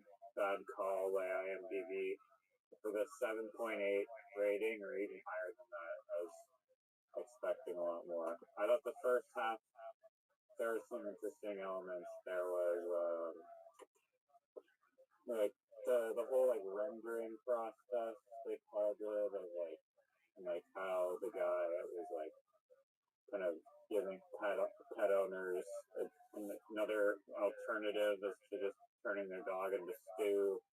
I thought was interesting. I thought that where the fuck like giraffes and elephants go when they die in the zoo was kind of interesting. There are a few interesting parts, and then but the majority was just like either unrelated to pets and cemeteries at all, or just kind of just not interesting. Really, I had higher expectations, unfortunately. Do you think that documentary would have been benefited from a narrator?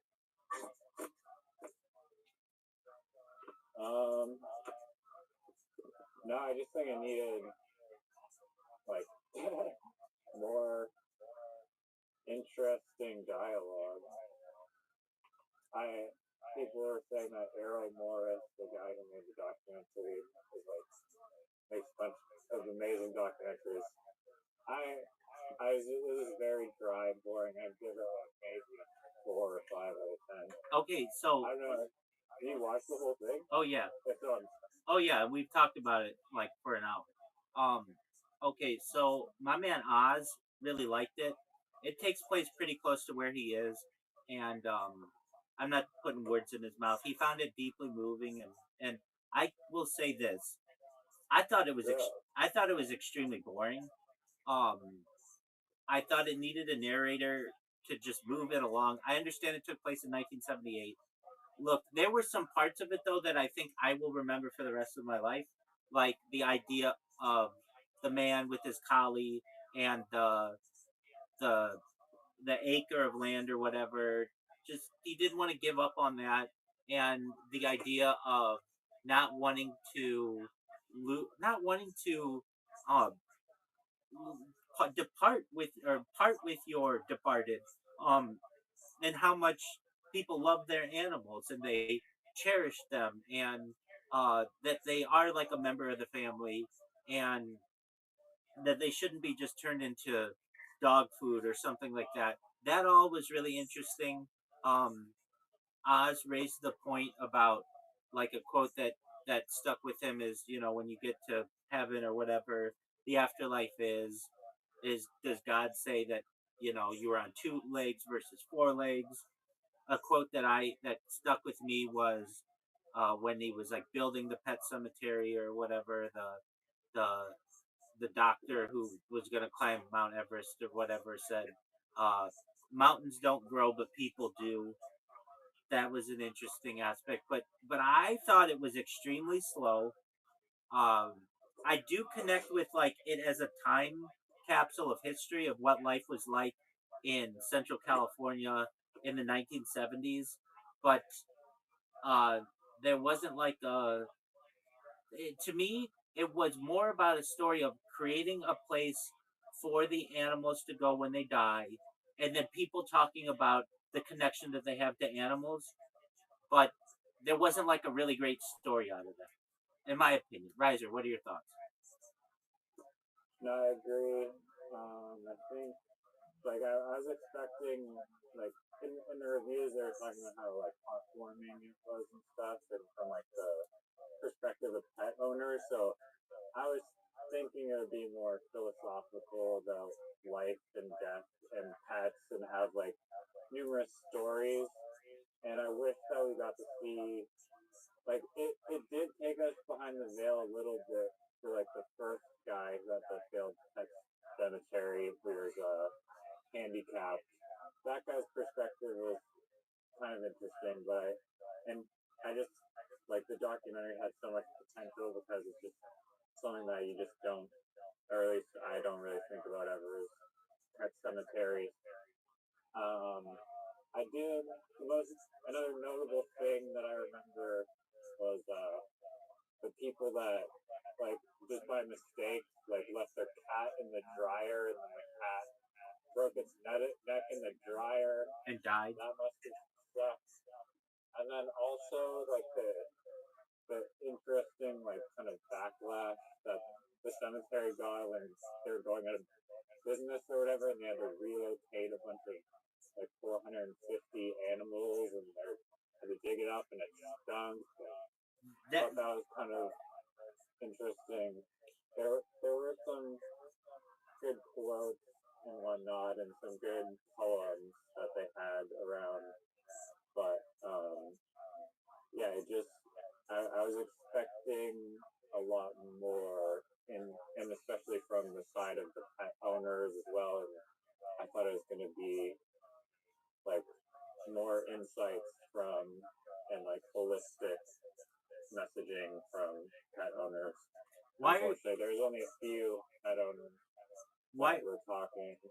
Um, why I are you also found that the apologies? cadence of the guy who was at the pet cemetery who would like comfort people who recently lost their pets was just kind of a very like interesting cadence that you have to have like when you're dealing with people grieving like that.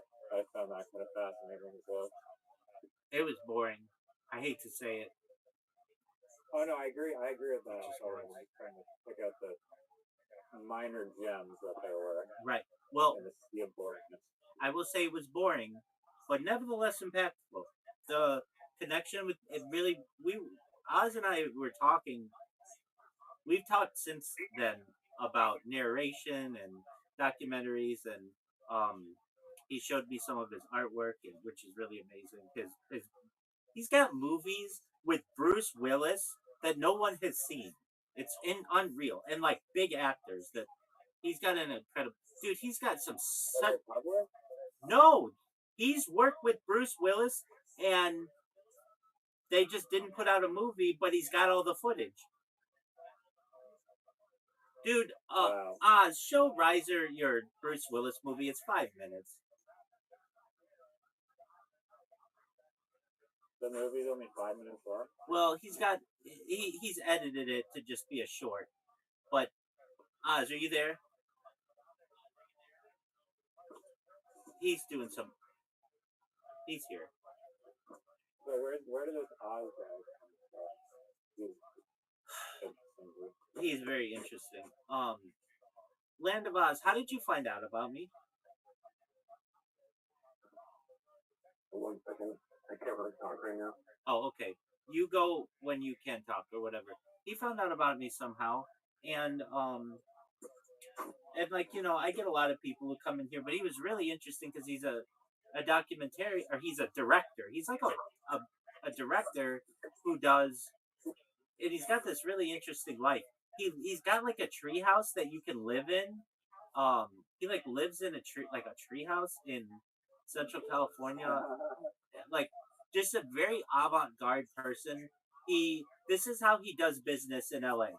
He'll drive from Northern California to Southern California, meet with some directors and uh, actors, but instead of paying for like a hotel room, which is normally done, or a conference room, he has his own limousine, and they just do the deal in the limousine, and that way he doesn't need like a boardroom that can get complicated and such. They just do the deal in the limousine.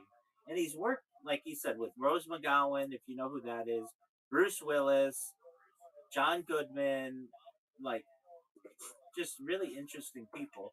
And his videos, He liked the Pet Cemetery one?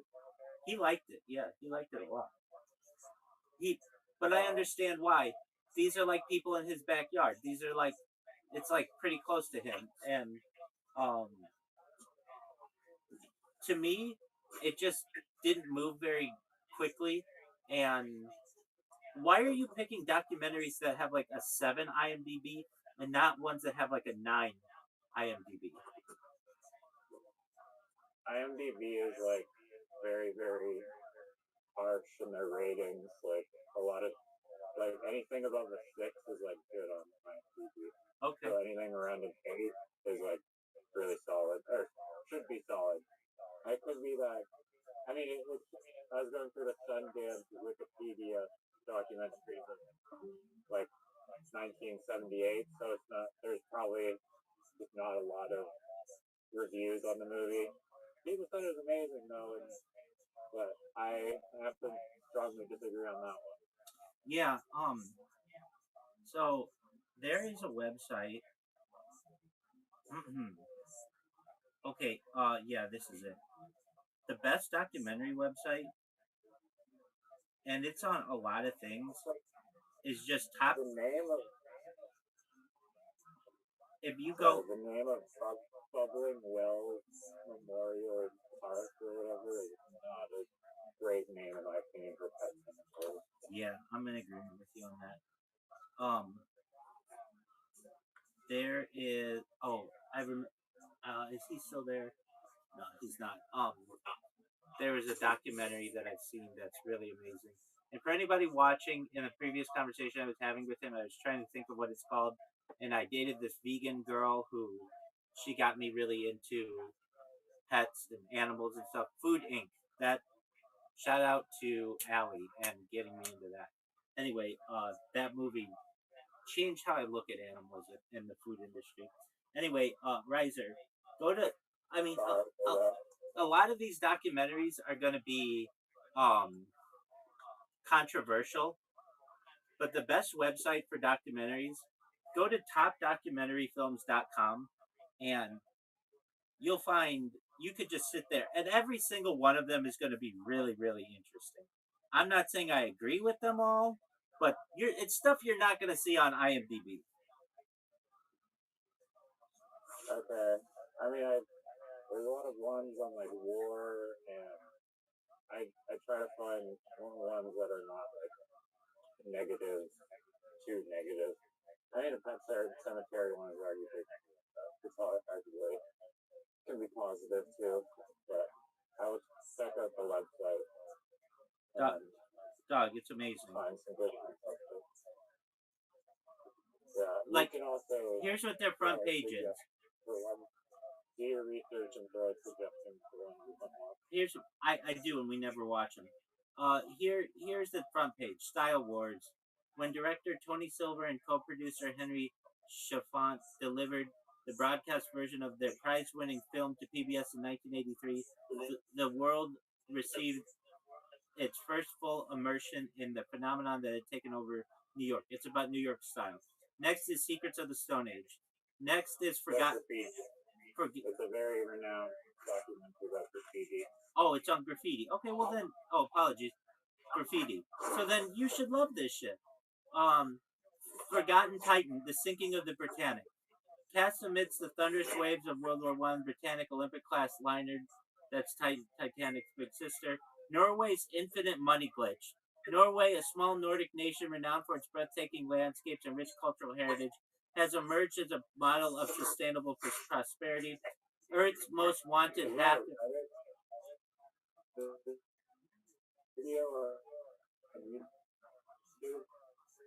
Is there a Reddit video on YouTube?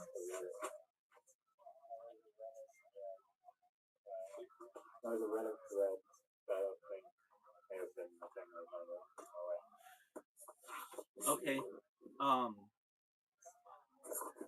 Yeah. So I'm not saying that IMDb isn't a good, but like you can rig IMDb's system. Like if I'm not saying you can't rig everything, but like the top 100 films on here,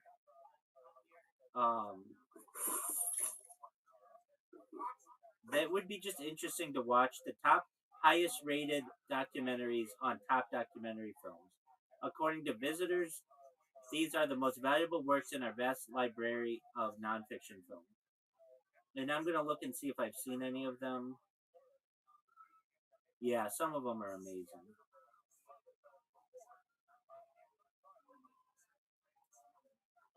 There's one about these people that are just racing shopping carts down a mountain, or not a mountain, just like a street in Vancouver. But I saw it a while ago.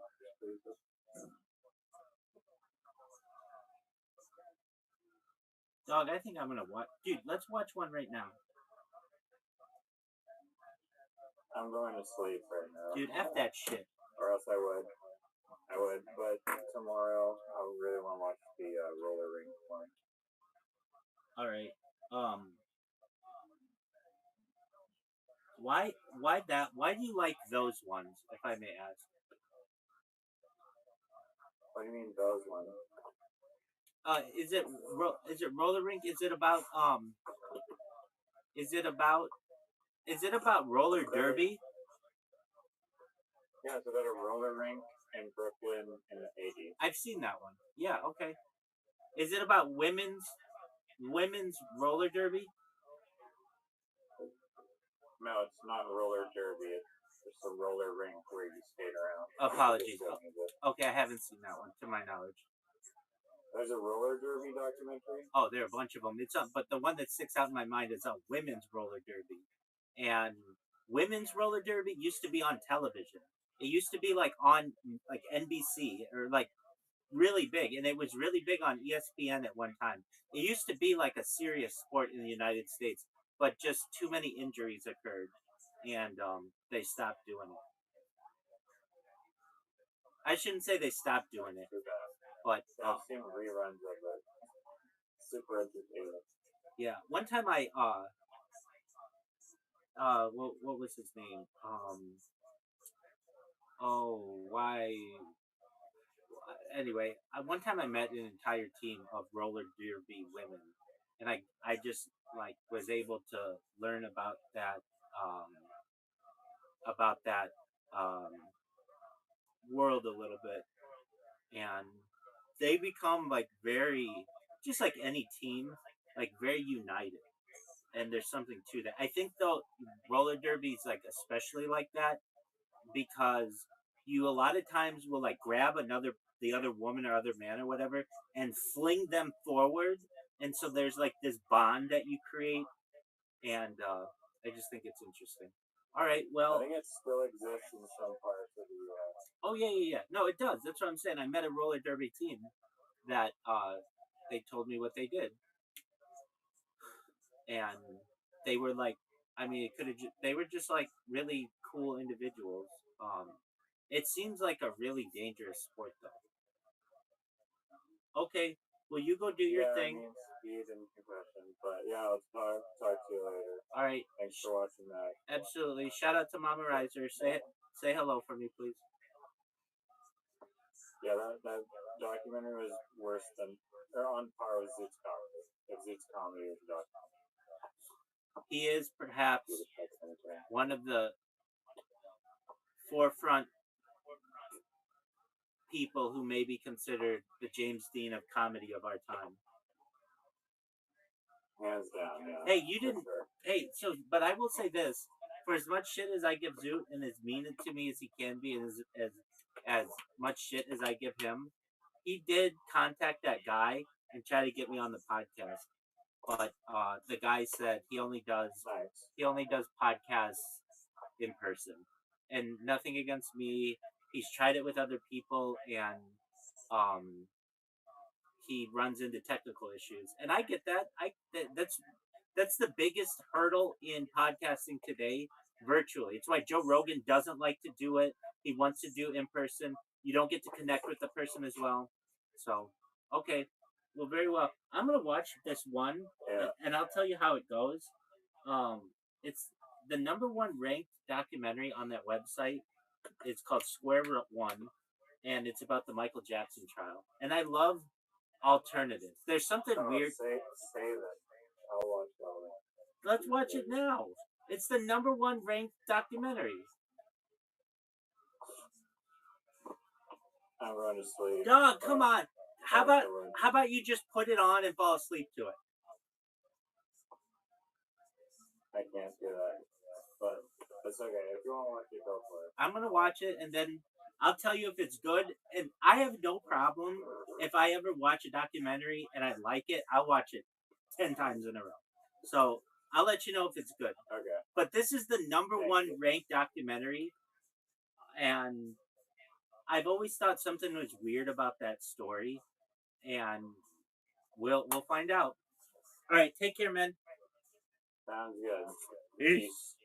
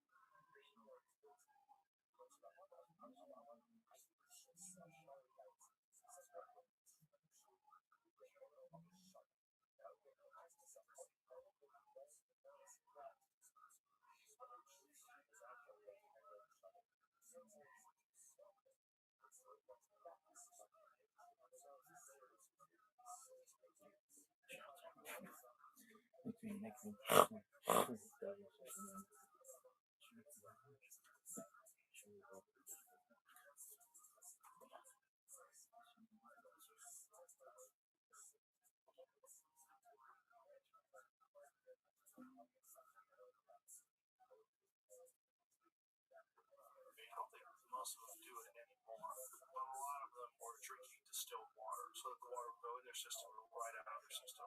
Because cutting weight for fighting, about this, you have to weigh in a certain weight class, and essentially what they do is rapidly dehydrate themselves 24 hours before the fight. It's not great. It's terrible. So, Perplexity says it's generally safe to drink distilled water. Most people do not need to add minerals to it as long as they eat a reasonably balanced diet. Distilled water is simply water that's boiled and condensed, so it's very low in contaminants and minerals. Health sources note that it is safe to drink but tends to taste flat because minerals like calcium and magnesium are removed. What about minerals? You get the vast majority of needed minerals, calcium, magnesium, potassium, etc., from food, not water. So distilled water alone does not usually cause deficiencies in healthy people with a good diet. However, some organizations and reviews point out that long-term use of very low mineral water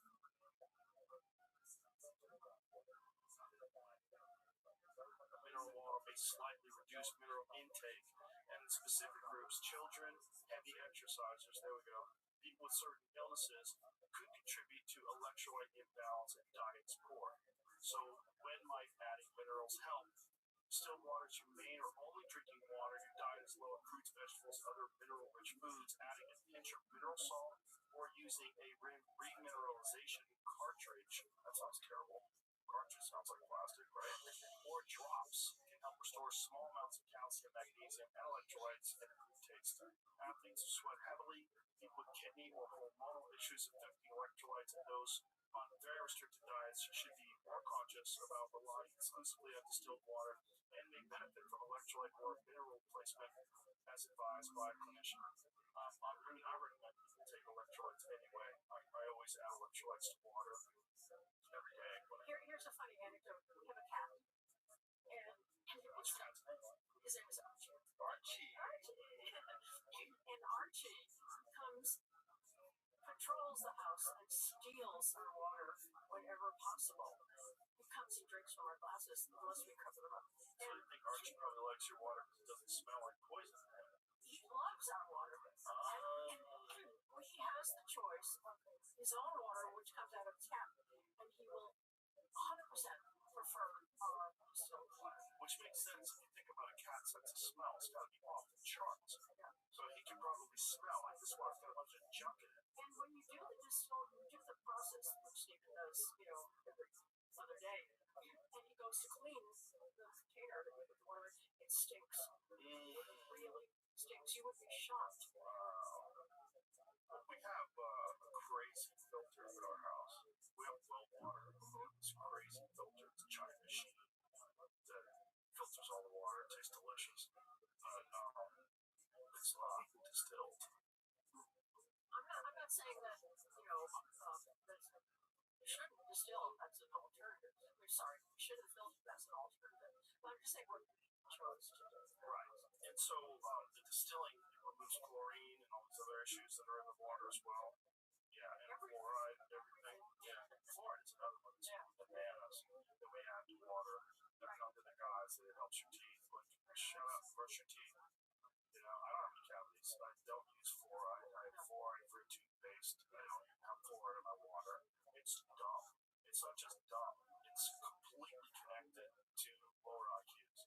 There's a direct correlation between higher fluoride content in water and lower IQs. But there's a giant business involved in selling fluoride to these municipal water supplies, which is nuts. More poison. We are so screwed up. Chlorination. Yeah. And I've studied for years, I studied chlorination in my products, and they cause miscarriage. So it's got to be terrible for people that swim a lot in public pools, right? Because then it's being absorbed by your skin. I don't know how much exposure you get in the relatively short time you're swimming. Let's find out. Yeah. Let's find out. But then, how much of an issue is chlorine exposure in swimming pools? Let's find out. We don't know. We're learning so much. There's a little science. Like that. Any question going to get? Is there too much chlorine? Like, what are you thinking? I mean, Right. Okay. Let's say, is chlorine exposure in swimming pools a health concern? Yeah, that's good.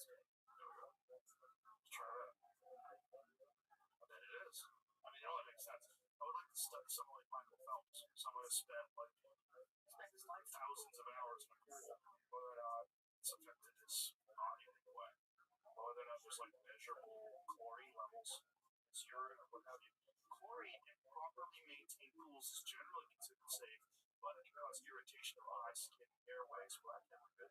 And heavily frequent exposure, especially indoors, can contribute to respiratory problems in some people. What chlorine does in pools, it kills germs like bacteria and viruses in pools. It is key for preventing infections and diarrhea illnesses from contaminated water.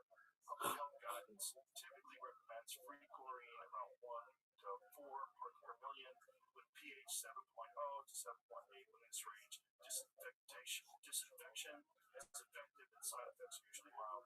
Common short-term effects: irritation of eyes, nose, throat, skin. Common when levels are high. When chloramines build up, especially in indoor pools. Chloramines form when chlorine reacts with sweat, urine, and other organic matter, can become airborne and irritate the respiratory tract, causing coughing, wheezing, or tight chest in some swimmers and staff. Long-term regular heavy exposure in indoors poorly ventilated pools has been linked to increased respiratory symptoms. Some studies suggest increased asthma risk. Okay, put this in as a follow-up question.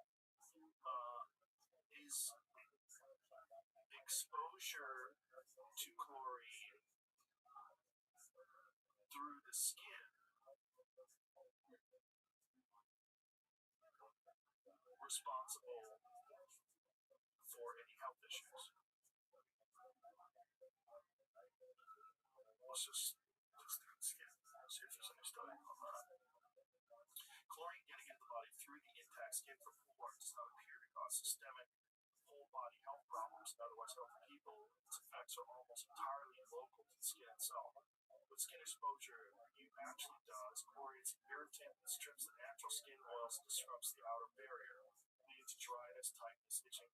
So, put this in. What exposure does chlorine have to healthy skin flora? Because healthy skin flora, you know, I do jiu-jitsu, and one of the things that happens with jiu-jitsu is you get a lot of skin diseases, like people get ringworm, staph infections. Well, you're getting scratched up a lot, you're rolling around on the mats, and the mats are dirty, and if it's just, if there's exposure to it, you can have a problem. And then one of the problems that people have is to treat that, they use antibacterial skin soap. So what that does is it strips the skin of all the healthy flora, which actually protects you. The counter to that, I always bring this up. I have no affiliation with this product, but it's an excellent product. It's called Defense Soap. Defense Soap is my friend Guy Sacco. CrossFit coach, and it was a solution using healthy things like tea tree oil, eucalyptus in the soap that kills the bad bacteria but does nothing to the healthy flora. That's great. Yes. So that's the only soap that I use. Chlorinated cold water does disturb normal skin flora temporarily, but in healthy people, the microbiome usually recovers within hours to a day or so after swimming. So that's a problem if you swim every day. Chlorine is a broad disinfectant, so it kills or suppresses both good and bad bacteria on the surface, yeah, reducing overall microbial diversity right after swimming. Experimental and field studies show that even short exposure can cut measured microbiome diversity markedly, often cited around 30 to 40%, with composition shifting away from the usual dominant groups right after a swim.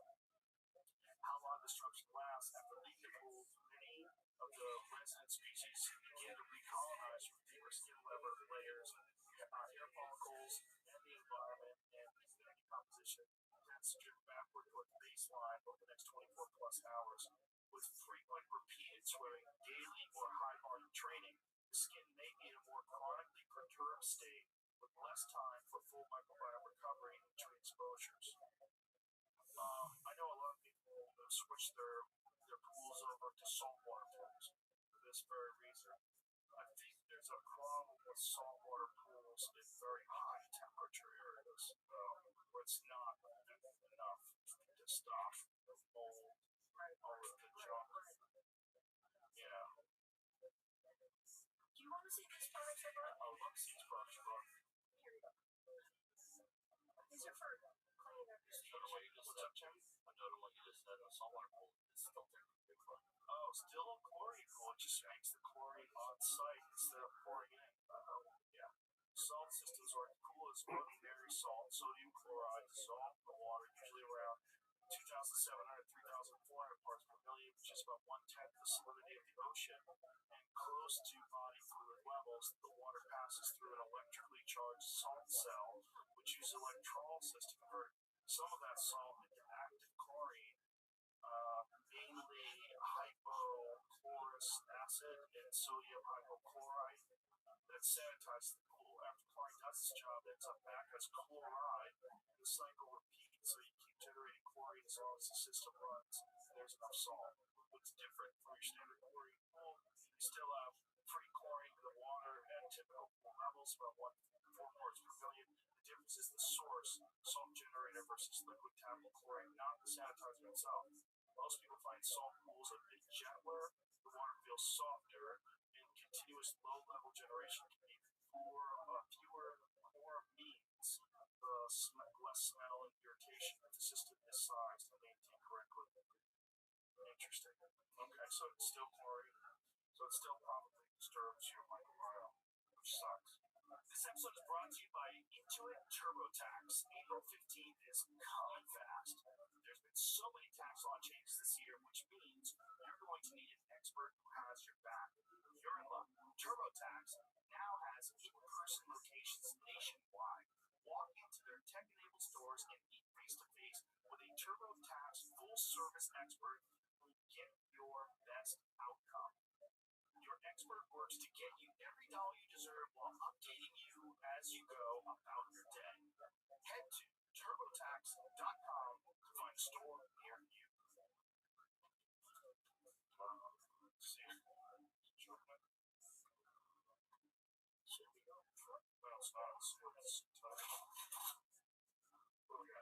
A lot of stuff. So, in the movie, you'll see that I came to the homes of participants with a big box, about this big. So this is obviously a very small part of that. Yeah, this is just part of the picture. Bags that are safe, freezer, microwave, it's called sit top. So Silicone, made of silicone. Okay. Yeah. So silicone's okay. Silicone is there is food grade silicone. Okay. And that is Like spatulas. yeah. And food grade silicone is free phthalates and is safe. So you can use that. Oh, there's a lot thicker. So a lot thicker. Yeah. And so this is reusable. Yeah, that was one of the story. this company, Super Top, they make them specifically for that reason. Yeah, sure. Yeah, it's one of many companies that makes them. So this is essentially like a Ziploc bag. Exactly. It's way thicker. Cool. And so they make these larger as well. So Yeah. There are a lot of good alternatives for food storage. Glass, of course, is really good. And ceramic. it seems so much better too because it's not creating so much plastic waste since it's reusable. Right. Now, do you just run this through a dishwasher? Now, what about dishwashing solids, detergents, and stuff like that? Yeah. The pods are probably not great. Oh, right, of course, right. Damn pods. Pods, tea bags, coffee pods. Yeah, no one cares about eating pod pods. It's like nature's trying to get rid of some of the nuts. Okay. So this company. I think there's two of those in there. Yeah. These are just little examples, Give this company a shout out. It's called Zip Top. And I guess they make all sizes. This is like sandwich size. Yeah. So I guess a snack size. And they make them larger too. Yeah, and they seal well. That's another question I had about sous vide. There's a lot of people that cook their food these sous vide machines. Really? That's very common. Yeah. I thought it was kind of high, kind of. In restaurants and Yeah. stuff. Well, I mean, I know there's consumer versions of it, and I know a lot of my friends use it. Yeah, they use it for wild game in particular because you can slow cook. So one of the things about wild game, it has very low fat content, and a lot of people find that it's more tender if you slowly cook. So let's say if you like medium rare is like what's medium rare, 135 degrees, I think. So what you would do is you would take this piece of meat and you would seal it up in a vacuum sealed container and you dunk it in this sous vide machine and it keeps the water at 135 degrees. You cook it for several hours at 135 and then you sear the outside of it. And so a lot of people like that. It's really good for breaking down some of the harder stuff like the fascia, so is that stuff leaking chemicals into your food? It has to be, right? Why? Well, because it's in plastic. You're getting these vacuum sealed plastic bags that the food goes in. And have you seen how sous vide works? Yes. Have you seen how these sous vide things No, work? that's bad. It just sounds just as bad as microwaving in plastic. Right. So what you do in sous vide is you season the food, and a lot of times you'll have like olive oil and things like that for the outside of it. I would imagine you could, right? I don't know. Let's find that out. Has anybody made silicone-based sous vide bags? And do these sous vide bags leach chemicals? They're asking. Temperatures might not be high enough. Yeah. What are the temperatures that start these chemicals leaching into from the plastics into your water? Because a lot of times they say don't keep a bottle of water in your car. That's right. Because your car can be really hot. So how hot does your car get? It doesn't get that hot. It doesn't get like cooking hot. So it's like, what is? But if the sous vide bags don't have plastic substrate in them, like if they're made of silicone, food-based food, what's it? Silicone.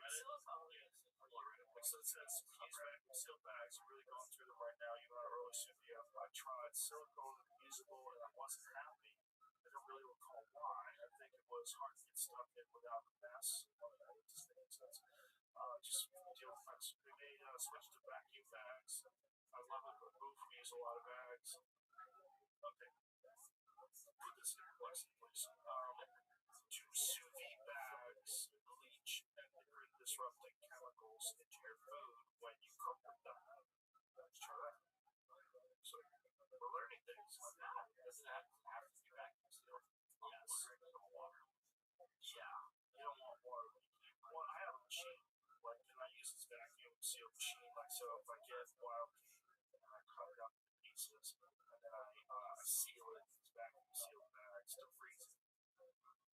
Silicone-based sous vide bags are generally considered safe for food use and do not significantly bleach. Significantly is a weird word. Bleach harmful chemicals under typical cooking conditions. High quality food grade silicone is inert, BPA free, right? This is silicone, though. Food grade silicone shows minimal chemical migration, such as siloxanes, especially compared to plastics, including microplastics like BPA. This is a silicone, though. When you, what is it? What was the question you asked? How did you phrase it? Okay, you write silicone-based sous vide bags. Just let's not silicone-based. Just like plastic sous vide bags. Well, they're kind of loose. Let's find out. Regular plastic sous vide bags. Let's see what it says. Right. But I want to make sure that it's vacuum sealed sous vide bags. It should. Regular plastic bags can be reasonably, I like that word, safe for sous vide if you use the right kind. Food grade, BPA, phthalate free, ingredient for hot food. But all plastics leave some chemicals, and the data specific to sous vide is still limited. What regular bags are safe? Look for bags made with polyethylene and or polypropylene that are labeled food grade and microwave safe. Consider plastic that's microwave safe. Those are real. These are considered safe food up to around 190, 195 Fahrenheit. Most brand zipper bags, Ziploc Glad, are polyethylene, BPA, and dioxin free, are commonly used for sous vide at typical temperatures below 176. Purpose-made vacuum sealable oil and sous vide pouches, that's what I use, are specifically certified as food grade for cooking. They're the safest plastic option if you want disposable. So it seems like it's reasonably safe to do that. Review by Utah's Department of Health notes that there's a lack of studies directly measuring chemical leaching from sous vide bags, but recommends using FDA-compliant, BPA, phthalate-free plastics, which are not known for estrogenic activity and are considered safe for food contact. Okay. It says trout. See, it says there, one trout study found detectable BPA in fish cooking. But the problem is food. Like, here's the problem.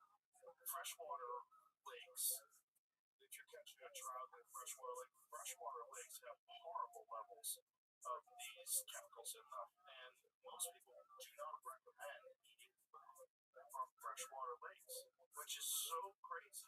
You think, oh, I'm going to go catch a fish from a lake. This is going to be really healthy. It's right from nature. Now we've ruined lakes. Yeah, what is the issue? Put this in. What is the issue with eating fish from freshwater lakes in America? What are the health issues? Eating fish from freshwater lakes in America. We have looked this up before. It's kind of stunning how much chemicals you get from a single fish that you would catch. So if you catch a trout from, a regular lake, you go to a lake, looks clean. I can see the bottom. Everything's fine. No, it's bad for you. In fact, I know a guy who is friends with someone who does a lot of fishing tournaments. So he goes to these fishing tournaments, catches a lot of fish, and eats a lot of fish, obviously. He got horrible sick because of heavy metal poisoning. Terrible, crazy. You think you're eating fresh fish you caught yourself. It's got to be good, right? It's got to be bad for the fish. Eating U.S. freshwater fish can expose you to chemical contaminants like mercury and PFAS. And if eaten undercooked or raw, parasites and some bacteria. Most people can still eat freshwater fish safely if they follow local advisories and avoid high-risk groups, pregnant people, young children eating too much. Main chemical risks: mercury, methyl mercury. Nearly all wild fish contain some mercury, but levels of many U.S. freshwater fish can be high enough to harm a fetus or a young child's developing brain and nervous system if eaten often. That's crazy. PFAS, forever chemicals. Many U.S. freshwater fish have measurable PFAS, and some studies show widespread PFAS plus mercury in fish tissue at levels that pose health risks for frequent consumers. PFAS exposures prevent changes in liver and kidney function, pregnancy complications and increased risk of certain cancers. I don't know why they haven't mentioned immune response. Oh, they do say immune response, yes. Yeah, immune response. Yeah, this guy in Denmark studied people on the Faroe Islands, which they all catch, Faroe Islands, they catch there. And so he looked at the levels of PFAS, and then he looked at their antibody response to vaccination. Down. And so think of what that means in like this time of COVID or whatever. I want to do an intervention where we take kids who are getting PFAS-free school uniforms. Remember I told you PFAS-free school uniforms? And then when they come in at age 6 for their first, grade, they will just have their booster, so then we can get their blood and see if the booster, antibody levels were lower in the kids that had the PFAS uniforms versus the clean uniforms. Booster for which vaccines? Mumps, pertussis, MMP. Okay. Yeah. And so it's a lower response if your body's been exposed to these chemicals. So you would imagine, even if you're not, you just lower response, period, to all immune function based on this. Right. What is these things? Lymphocytes. Oh, so you can use them to scrub this, you're saying, yeah, your face. Yeah, or in the shower. You use those for your food too. The sponges that most people use have a lot of chemicals in them. Of course, makes sense. So these are better. Yeah, they're plastic sponges, and you get them in hot water, and you're scrubbing things. Some of the stuff probably gets in your plates and your food and your So that's good. What else we got here? Bees wrap. That's really nice stuff. What is this stuff? Actually, you can treat them. This is some kind of paper that's been treated with beeswax, so nothing dirty there. And take it out. You'll see how nice it is. I love this stuff. Because it seals on wax. That's the wax. Yeah. Oh, okay. So you use that to wrap your food with. Yeah. And then it seals on itself, and you just rinse it out afterwards. So you don't have to use saran wrap and all this. It does seal on itself. Nice. It seems like warm bits around It's like you can put it on an egg or a tomato or maybe. Well, my friend Philip, I guarantee he eats a lot of sushi. He runs a sushi place, and if you ever go to a sushi place, all the fish is wrapped in plastic. Yeah. They're always wrapped in plastic, and they cut it open, and so there's exposure to all this stuff. You should use this stuff. Yeah. Probably has the same level of sealing as plastic. But your health for it. Right. But it's also reusable, which Oh, absolutely. Just wash it. Yeah. that's the thing. It's probably economical in the long run because plastic wrap you don't reuse. That's your recycle. Yes, all over the world. Right, everywhere. I'm sure you've seen the Pacific garbage patch, which is crazy, right? These are bags, and these bags are called WOW. WOWE. Right? What is this? That's another food storage, choice option. Or no, it's Cloth. Clean cloth. and so you use this. Like for bread, it's really good. Bread, cookies, stuff like that. Yeah, we use it. And so, is this all these different products listed on your website so people can? They're listed on the Million Marker. There's a card there to scan the QR code. And but it'd be nice if it was like once. So if you scan the QR code, is there a one-stop shop? Like people listening to this right now, can we send them to a website? What website would that be? I can't remember. Look at the card. This one, tips for a detox journey. So this is the QR. Somebody's scanning this right now. It'll tell them what they can do. Swirl. We're not ready. Okay, it says the website is millionmarker.com. Chemical glossary. So this is the chemical glossary that's on this card, but it doesn't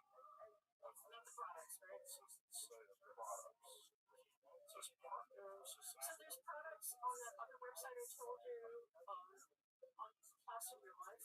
Unplasticyourlife.com.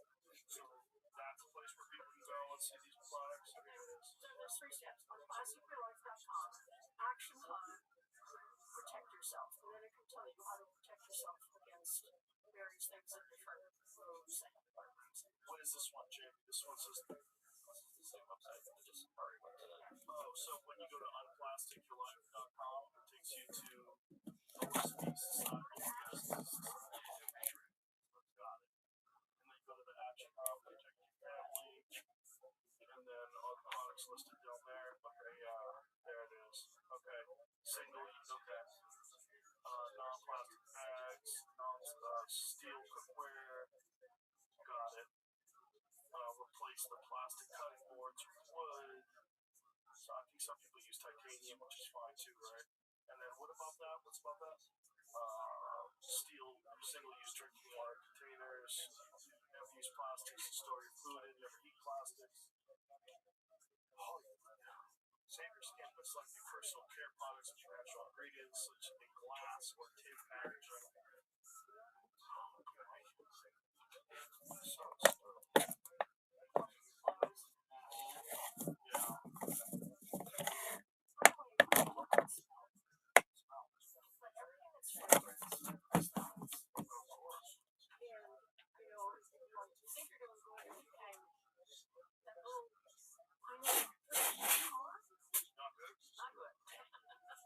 And you plug in things in the wall that are supposed to clean up your air and, refresh your air and so on. There's ones that are in cars now, like certain cars. I think Mercedes has one where you refill it, and you can. It actually will spray air freshener through the vents. Does Mercedes do that? I think it's Mercedes, which makes sense. It doesn't smell like lavender and dry. Oh, look at me. My first car smells lavender. We asked for it on the sponsor, and said, what do you use? And then we said, was it fragrance? And anything where they said it was fragrance, salads. What about natural deodorant? Yeah, I use natural deodorant to try to avoid a lot of stuff. On the product.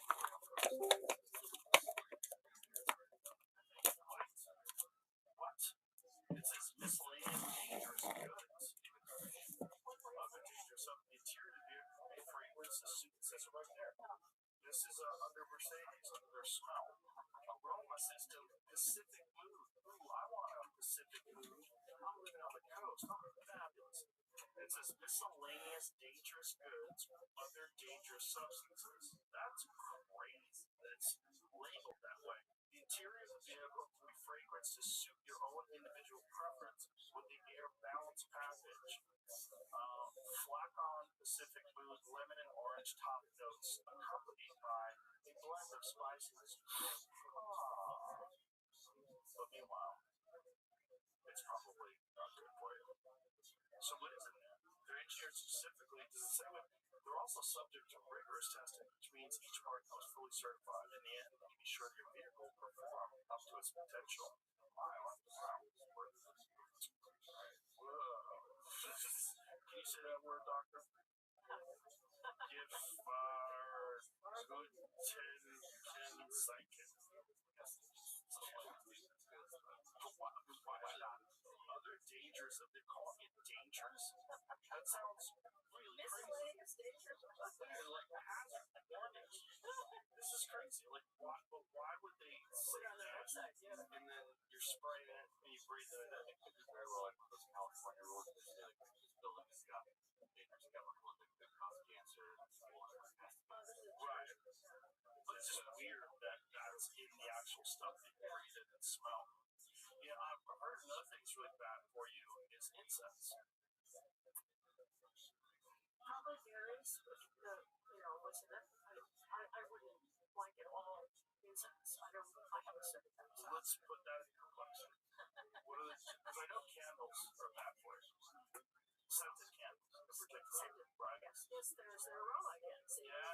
See, one of incense phthalates do is they cause something to hold scent, retain scent. So they're put into perfume and they're put into makeup and they're put into, the things you put on your wall. So, you want something to smell for a long time, you're going to use phthalates. It says burning incense products, smoking chemicals that can irritate your lungs, worsen asthma and allergies, and with heavy long-term use in poorly ventilated spaces, may increase risks for heart disease and some cancers. You think incense, you go to someone's house, they do yoga, they eat vegan, they burn incense, they must be healthy. Right. Long-term health risks, repeated long-term exposure daily for years, is associated in studies with increased risk of bronchitis, reduced lung function in children, and chronic respiratory symptoms in workers heavily exposed to temple insects. God. Epidemiological studies, mostly in Asian populations with heavy daily use, have linked long-term incense exposure to higher rates of cardiovascular problems, hypertension, coronary artery disease, stroke, chronic limb, what's that word? Ischemia. What's that mean? What is ischemia? Okay, sounds terrible. What is ischemia? What is ischemia? Lack of blood flow to part of the body, usually because of an artery is narrowed or blocked. Severe or prolonged, the affected tissue can be damaged or die. Oh, great. Oh, wonderful. So, you think about incense, you think like healthy, natural people. Oh, they burn incense. It sounds lovely. It sounds like they're spiritual. Incense. I used to love incense. I used to use it all the time. Thought it was cool. But you way more peaceful. Incense. Bad for you. Everything's bad for you. You know what's bad for you? These straws, you trip with them. A lot of people have died. These are metal straws. Really? They've died because they're on their phone and they're not paying attention. They stub their toe, fall, and it goes through their eyeball and they die. Yeah. Okay. I won't recommend that. But also, you can die just falling. If you're falling and you're holding a steel straw, throw it outside. That's fine. So if you want to do this little experiment of one that we're talking about, and of one, unless David wants to do it too. Jake, look at him. He's down. Then Jenna or somebody on our team, if you had an hour, half an hour, I don't know how long, call you, say, ask you, what did you use? What did you use? What did you use? This. Right? And then they'll recommend what to change. Right. I recently underwent this plasmapheresis thing. Yeah. And that's supposed to remove a lot of that stuff from your blood, correct? So my blood. I'll tell you what, the next day, I was very tired that day, like exhausted that day. But the next day afterwards, I felt like, oh, this is crazy. I felt like I had more energy. Like it was like kind of late at night. I'm like, I'm not tired at all. It was weird. Like it felt different, And, so that would be great. Are you going to do it again? No, I just did it. I mean, I would do it again, but I just did it a few days ago. I was just wondering, if you measure chemicals in your urine before you did that. I should have done that. And then after that, I don't have any pee laying around from before. But I could do it now, and maybe I have very low levels, and we could attribute that because I haven't done the best job. Well, like I said, I did get rid of my plastic coffee machine at home. I did that about 3 or 4 weeks ago. One of the things it's done is it's made my morning coffee a lot harder to get. It's more of like a ritual now because I use a steel water boiler thing that heats it up to 200 degrees. And then I have a steel French press, and I grind the beans in a steel thing. It's like, right? And then I pour the beans in the French press, and it takes 15 minutes rather than 30 seconds. It takes way better. Well, I'm a big coffee drinker. I love coffee, but I like it black. Like, I love the flavor of coffee. I really do. And so it just tastes better. French press, I think, is the best way to drink coffee anyway. And so I kind of decided, like, why am I'm avoiding all these microplastics. I don't drink out of plastic or paper cups. I do all these different things. Why am I still using a plastic coffee machine? I look at that thing thing every morning. And I was like, yeah, that's going to get me coffee right now. So I pressed the button, get my coffee right now. Then I was like, that's stupid. So now I only use Wednesdays. Yeah. So I'd be interested to see if maybe I have low levels, because I certainly feel like my body, it felt refreshed, like I had less inflammation, but that's like a 2 hour procedure. It's pain in the butt. It's, you gotta sit there for 2 hours. You look like a psycho. Like, I should have taken a photo of what I looked like while I was doing it, because I was laying there and I had like cords in this arm and cords in that arm. So I had blood coming out of that arm, going back out of that arm. How expensive? I don't know. Yeah, I don't know. But I'm sure it's not cheap. But the benefits of it, in terms of like the people that I know that have done it, said it's a game changer in terms of your recovery, market recovery levels, much better sleep. With you wearing a more ring or a hoop strap or something along those lines, you get much better recovery. And I think that's probably the case with me. I feel pretty good. I do a lot of stuff, I do a lot of things to maximize my health, so it's really kind of difficult to know like what's Which one's the to one. what? I just know all in all. We always say, it might feel the one thing at a time. Right, of course. If you're doing science, I'm not doing science. I'm doing chaos. Well, you're doing, experiment one, so. Yeah. But it works. All of it together is definitely working. My body's pretty good. So, you were mentioning how it's going to be very hard to get these things regulated, and I just wanted to point out, we probably talked about this last time, but, where do these chemicals come from, these plasticizers? And you probably know they're made from fossil fuel byproducts, yes? Yeah. So, the forces against eliminating them are not only the manufacturers of the plastic, but it's also the fossil fuel industry. Right. So that makes these Right. Yeah, and it's probably one of the primary factors once it's discussed, because it would reduce fossil fuel consumption, which would affect oil markets, which would affect the economy. It's big. Yeah. But the rate at which plastic production is increasing is astounding. Yes. And no end in sight. Well, I don't think you're going to get the government to act about this stuff. I think this has to be done on an individual level where people are aware of it and take steps to protect themselves and their family from these issues. That's my cynical view of how this is going to be played out. And I'm really hoping, I know for a fact a lot of people listened to our last conversation and made some lifestyle changes. I'm really hoping that now, with this follow-up visit, more and more people will be aware of it. Yes, and watch the movie. And the movie's called, what's it called again? The plastic detox. The Plastic Detox. And where is this movie available? In your house. Right. But is it available on Amazon, Netflix? It's Netflix. Okay. Watch on that. Netflix is great. There's so many great documentaries on Netflix. The hidden dangers of plastics in our homes.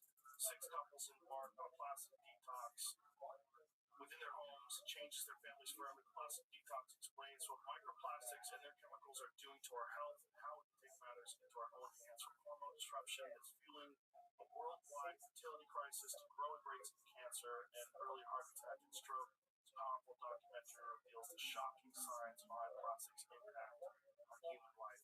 Do you want to see a little trailer? Sure, let's watch a little trailer. Put your headphones on. Well, you already know what content says. There's a crap ton of chemicals. Even the smallest levels of exposure can have profound effects. Fertility worldwide is going Yeah, down, you are. and it is tightly linked to chemicals commonly used in plastic. We have been trying to get pregnant for over 10 years now. 23 months. 2.5 years? Say what you always call yourself. I say usually I'm not a human dildo. This is a drug intervention where we recruited 6 couples who have unexplained infertility. We look at measures of semen quality. The cutoff for fertile is about 40. You're technically fertile. So that's 10 years. Yes.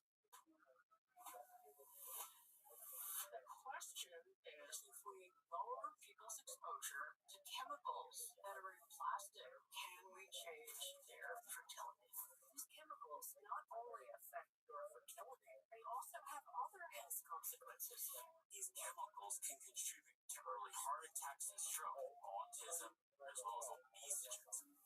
Learning more about plastics, it's opening my eyes to how much bigger it is.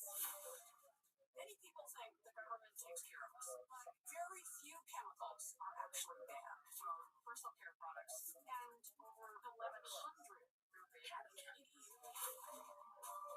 To have a child, I believe it is the fundamental human right. That's all in Africa. I really want to see that for you. Plastic doesn't have to come from a toxic petroleum-based material. We can learn to do it otherwise. You can change and help with the change. That's another good point that you just said right there. That plastic doesn't have to come from petroleum-based materials. And most people aren't aware of that, but you can make plastic out of plant compounds, like, and it's biodegradable. Which is like they make a hemp plastic. And potatoes. Yeah, potatoes. Yeah, and probably a bunch of other stuff too, right? That you can make plastic out of that doesn't have these effects. It would be really nice if we moved in that direction, wouldn't it? Absolutely. Yeah. The plant-based plastics have the cost of raising the plants, of course. There's a added cost, but Right, but does that even compare to the cost of pulling oil out of the ground and refining it and turning it into plastic through some horrific process that turns the rivers blue? Or whatever it does. God knows if it does color turns us. Right. Is there a list of garments that people shouldn't wear? Are you aware of that? The plastic leaching garments? Well, the only specific ones I know are, and most people have told me about them, are the sports uniforms, team uniforms. Because they have a coating on them. Yeah, and then Is it to make them more durable? Is that the idea? and I probably this book to die for will have more information. And I have it, and I'm just so busy, but you know what? And but I'm going to read it. And then sports uniforms, kids uniforms, airline personnel uniforms. I think uniforms, firefighters are big exposure to experiments too. Right. Just the way it was waterproof.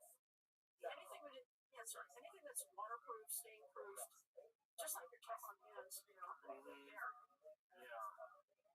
So, but I don't actually know any particular brands. So imagine like nylon tracksuits, all those different things. They're terrible for you.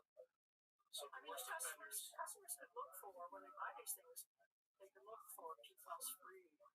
Just like now, people know to look for BPA free or, you know, look at PFAS free, then they would be avoiding a lot of this. So go back to tacos. It says the worst offenders are synthetic plastic heavy garments that are fuzzy, coated, or very tight to the skin, especially polyester fleece, recycled polyester fast fashion, and PFAS coated water, stain repellent, outerwear, and activewear. Polyester fleece jackets, blankets, loungewear, extremely high microfiber shedding. One study found that polyester fleece shedding orders of magnitude more fibers per wash than other knits, which estimates around 110,000 fibers per garment per wash. This is both bad for environmental plastic pollution and for indoor dust and air. Recycled polyester fast fashion like leggings, tees, dresses, and sportswear. New testing shows recycled polyester garments shed more and finer microfibers than virgin polyester. Interesting. So you think recycled? Oh, recycling. 100%. No, you're killing yourself. Increased particle numbers and potential toxicity. These items are often cheaply made, shed heavily in washing, and frequently use intense dyes and finishes. Hot pink. Tight synthetic sportswear and underwear. Yikes. These are worn for long periods directly against sweaty skin and mucous membranes, increasing opportunity for contact with microplastics and additives like antimony, phthalates, and PFAS finishes. Cheap synthetic performance or wrinkle-free fashion. Stain-resistant, easy care, anti-odor, and heavy print coating garments are more likely to use chemical finishes that can off-gas or leach on top of the base synthetic fiber issues. Cool. Lower conserved choices. Okay, not perfect, but generally less problematic for leaching and microplastic shedding. Undyed or lightly dyed natural fibers like cotton, linen, wool, hemp, silk, resistant or wrinkle-free finishes. Simple weaves knits rather than fluffy or brush surfaces, which shed less. PFAS-free rain gear and outdoor clothing. Learn some of this. What rain gear is PFAS-free? That's interesting because I've always thought that like has to be coated. Right. What has been the response to your first of all, you're releasing your first book and then coming on podcasts and talking about this thing? Has it been surprising to you? Like, what's it been like? Um, it has been kind of surprising how much interest there is and how much, people are taking this up. And what's great is there are a lot of nonprofits that are in this space that are getting out this message. So it's not just me, many, many nonprofits. And then there's there's the plastics treaty, which is a worldwide. It didn't pass, but hopefully it will come back and maybe next time. And then there's the work that the EU is doing, which is miles ahead of us. For example, I think I might have said this before, but just so in Europe, if you're going to put a new chemical into clothes, it has to pass certain testing. Right. Not here. Right. So the testing is on you and me, and everyone listening. And I mean, we haven't really raised our hand and volunteered for that. But I mean, I don't want this to happen, but I think what has to happen is these companies have to get in trouble. And some of them have, there are lawsuits. And there are lawsuits against like outerwear, clothing, like I don't know. yoga pants. Yoga pants are a problem, right? Yoga pants. Yeah, those tight nylon things that a lot of the gals wear. I don't know where the lawsuits are. I might at some point get involved in that, but at this point I don't know. But I know there are lawsuits that they can be effective way to push back. And by the way, you said we wouldn't get a federal law, and I think that's not for a long time. But states can do it. California, for example, lots of good stuff. What are they doing about it? I can't name you the laws, but I know they're very active. Ron Bonto, he's a district attorney general of the state of California. He's very active. And so the states that have active, pushback, get laws passed, that kind of sets tone for what's possible. But I don't see us getting federal pushback very soon. No, it seems like industry controls the federal government more than the health and safety concerns of the people, which is very disturbing, but not too surprising when you consider a lot of the other things that are allowed in this country that aren't allowed in other countries. Like when you show the list of the chemicals that are illegal in the EU, they're legal in America, it's disturbing. But we're supposed to be number one. We're number one in chemicals.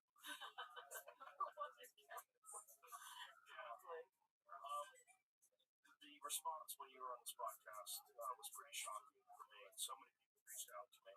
A lot of my friends that watched the episode were like, I can't believe this. It was 5 years ago, but quite a few of my friends that don't reach out with every episode reached out and said that is just nuts. Like, I can't believe this. And especially people with children, and they're concerned about the development of their children, or people who are pregnant, who are concerned with the intake of these chemicals while they're pregnant, which has a radical effect on the child's development.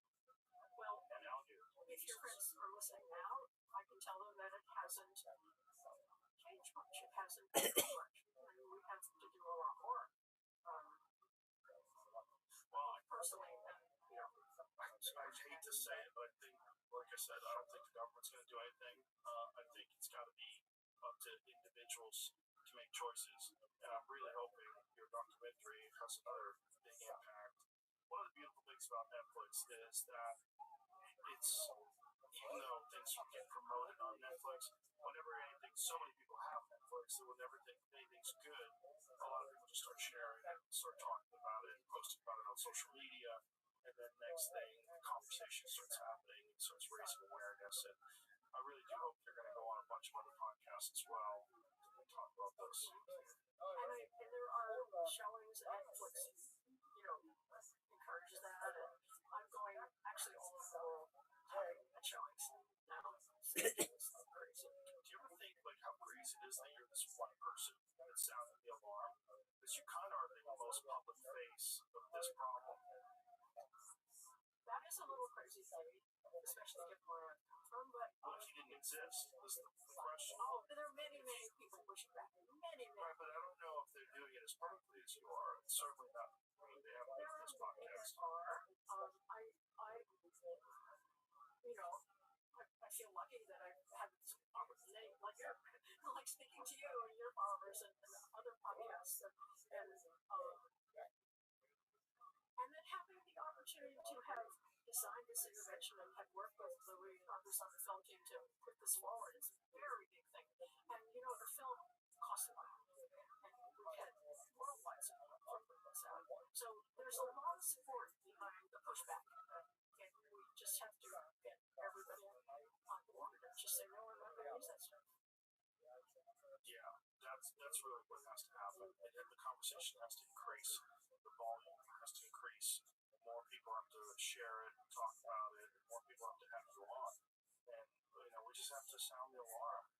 It's kind of crazy that 5 years later nothing's changed. Because like I said, it shook up a lot of people that I'm friends with. But I didn't hear it from any other places. Yeah. I mean, I didn't see you on it. Did you do any other podcasts after you came on? Sure, very well. He's great. Yeah, he's great. And there are, I can't remember, yes, a lot of podcasts, but hopefully now more. I do have more coming up. My schedule is really kind of crazy. One of the things great is the documentary is easily digestible. Yes. It's on Netflix. Everything's on Netflix. You sit down, okay, let's watch. And, oh my God. And then there's all these, places to go at the end of it to learn more, to learn if you want to do that. I would love to see it viewed by influencers, not in the typical, social media sense, but people like religious leaders, leaders who could be won over. If you have any ideas, I've thought about having, Please write this like a press release. That sounds a little wild, but a lot of people get their information. Where do people get their information? From their religious leaders, from their peers, from their doctors. By the way, none of this is taught in medical school. That's crazy. That's crazy right there. Leaders of nutrition. Right. Yeah. So, somebody's going to spend a lot of time getting that curriculum changed, right? Actually, you have to get the test changed because the teaching is to the test. So if we can get this stuff on the test, there would be more doctors learning this. But they don't get it. They learn about land, that's about all. Will be featured on the HIT Australian program. The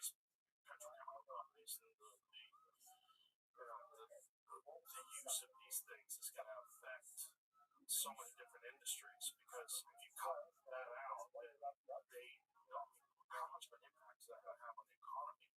If everybody just stopped using all of these chemicals, all the Lululemon brands, and I don't want to single them out, but all these different companies, if they all just went under tomorrow, but that'd be a giant problem if everybody just stopped using these things. Maybe for a little while, but then it becomes well, the companies would go on. The companies will not come off. Unless they make the switch. But what could they do to make the switch? Like if you're a company. Well, you were saying like plant-based plastic. Mm-hmm. Do they make plant-based plastic clothing? Does anybody do that? Like plant-based plastic leggings? Let's find that out. Does anybody make plant-based plastic? Used in clothing. Yeah. What is the primary chemicals that come out? Is it PFAS? PFAS-free leggings? Because I would imagine, especially if you're not wearing underwear and you're wearing those kind of yoga tights, that would just get in there, right? Speaking of that, they're looking for the squat. Squat proof? Yeah, if this girl's wearing leggings, you know they're going to be doing a lot of squats. Yeah, probably. Or something. Squat proof? I don't think we'll be watching them a lot, but there are I some. don't know what that means. Watching them a lot? Oh, see-through. Yeah. That's a weird way to say squat. Squat proof sounds to me like you can't do squats or properly. I think it's just a bad phrase. You know, like when you do a squat or downward facing dog, the fabric stretches out. You can see some undies through the fabric. That's fine. So it's Go back. There. yeah, bioplastic. Three primary categories of non-toxic workout clothes: all natural or almost all natural. For example, 100% organic cotton or 90% cotton, 10% spandex. Most semi-synthetic fabric, for instance, tencel fabric, plant-based plastic, which is plastic sourced from something like castor bean oil instead of fossil fuels. In general, I'm not a huge fan of plant-based bioplastics. They are advertised as plastic-free alternatives, but they're still plastic. And some research shows that they're not truly non-toxic. I don't know. It's disappointing. Here's the honest to God truth when it comes to performance, stretchiness, compression, durability. The plant-based plastics do tend to perform the best. Followed by the semi-synthetics, followed by the other. I think they mean perform the best in terms Out of the three, I think. but in terms of stretchiness, the other three. A lot of product categories where non-toxic options performs just as well as a synthetic option like shampoo.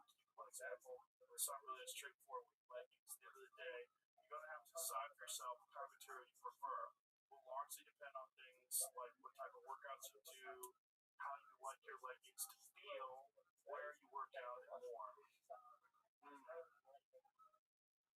Okay, my reviews on these 9 almost plastic-free non-toxic leggings. Alright, let's get to it. It says, what are the ones? So, 8. It's a company called 8. Overall review, it's they were their best middle ground leggings.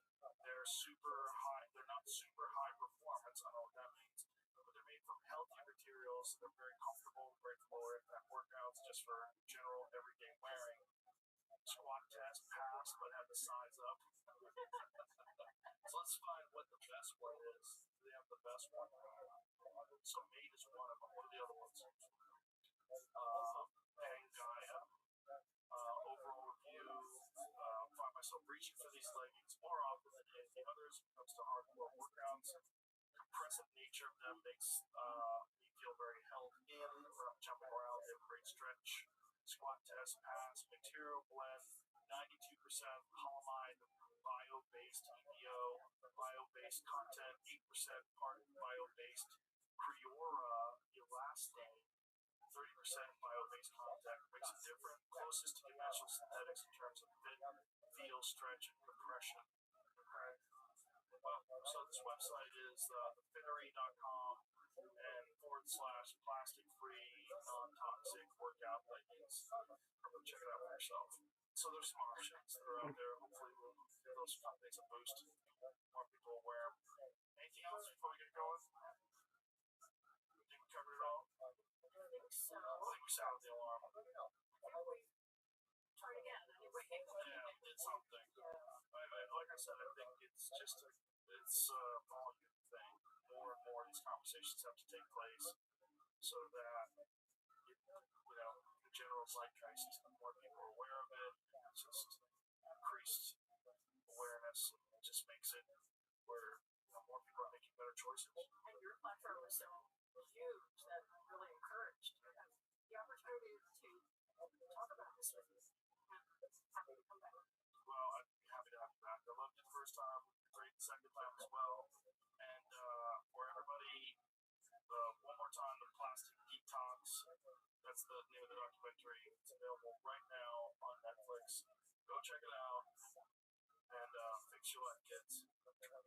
All right. Thanks. I really appreciate it. It was really fun. Thank you. And I'm really so happy that you're out there. Because, like I said, if you weren't doing this very important work, I wouldn't know about it. And a lot of other people would either. So thank you. So pay the company.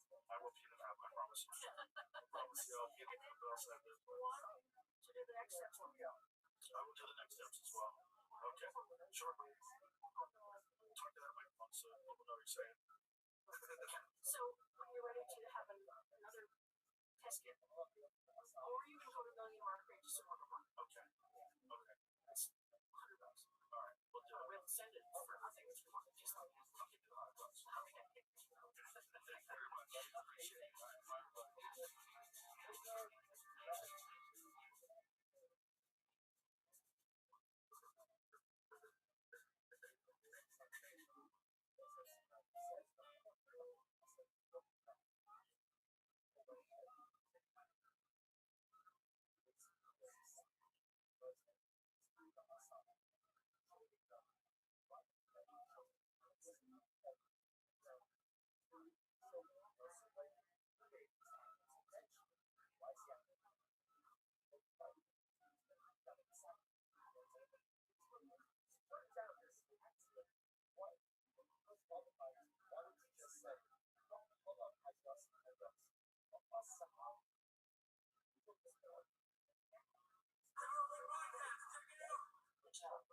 Experience. Hey, my niche, I love your podcast by night. All day.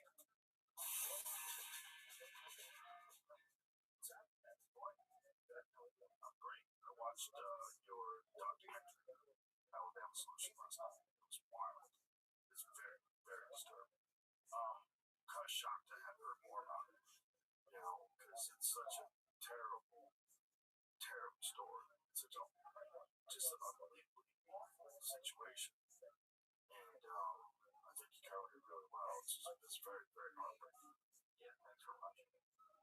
Yeah, it's sort of a question of why people don't know about things that are happening with our tax dollars in our backyards. Are there things that we don't want to know? There's a reason why people sort of drive by prisons on the highway and see the little metal sign that says, that's why it's correctional and the proper thing. As I did for many years. Well, I'm sure it's not great back there, but it doesn't mean it's great. If anything terrible was happening back there, so we'll probably tell me about it. Because the secrecy that surrounds prisons, we treat them sort of black sites. There's no way for us to look inside to the president and get lit in. The public doesn't understand what's happening. And we know that when you give people total control over other people, bad things happen every single time. And this is one of the worst things. What's really terrifying is the sheer numbers of people that died there with no investigation. That's what's really terrifying. Yeah, because you even detailed at the end, like since then, how many people have died, and it's just like, good lord, thousands. Well, In a previous generation, Rabbi, may have been a diarist or someone who writes in a diary, or a journalist, someone who writes in a journal, but they use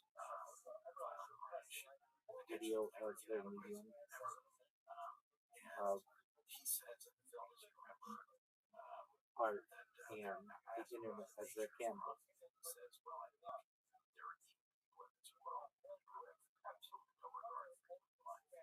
This is a guy who's presided over a system that's killed, led to the deaths of 1,500 people just since we started. Combine that into the press release, please. Bad guys. What's the nature of cruelty? What's the nature of punishment? We put people there to try to make it better, rehabilitate them. We're putting them there because they're drug addicts and we're trying to get rid of them as opposed to rehabilitate them, as opposed to trying to get them off of drugs. So honestly, prisons have become pretty much a catch-all for the purpose of society. So if you have mental illness, much more likely to go to prison. Once you're in prison, if you're mentally ill or you have bad social skills, you're much more likely to get into a scrape with the heart. You probably isn't trained to deal with someone who's mentally ill, and you're much more likely to get hurt. So I have Alabama. Well, you even, it's the old expression, who's going to watch the watchers, right? Because one of the things that you detail is very obviously nonviolent people who spend all their time writing and reading, and they're getting retribution because they're calling attention to the terrible conditions at the prison. So the one guy with glasses who's being posted that Robert Rothschild. This is good to remove the highs and lows. stories and at the phrase. show in this documentary from smuggled According to The Economist magazine, data overtook petroleum as Earth's #1 resource in 2018, and Rabbi has more data archived on the internet than any person ever, which may make Rabbi an incredibly influential person in the future, and with that influence, Rabbi would like to give back to those who have helped along the journey, making the dreams come true of the friends and family of those people who have helped him and allowing them to start charities and philanthropic organizations of their own to help the world, period.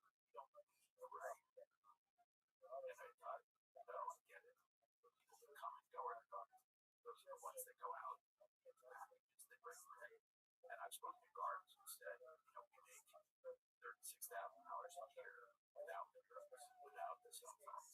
So, of course, we got to sell the cell phones. Refer to Rabbi as they, not he. Oh, God.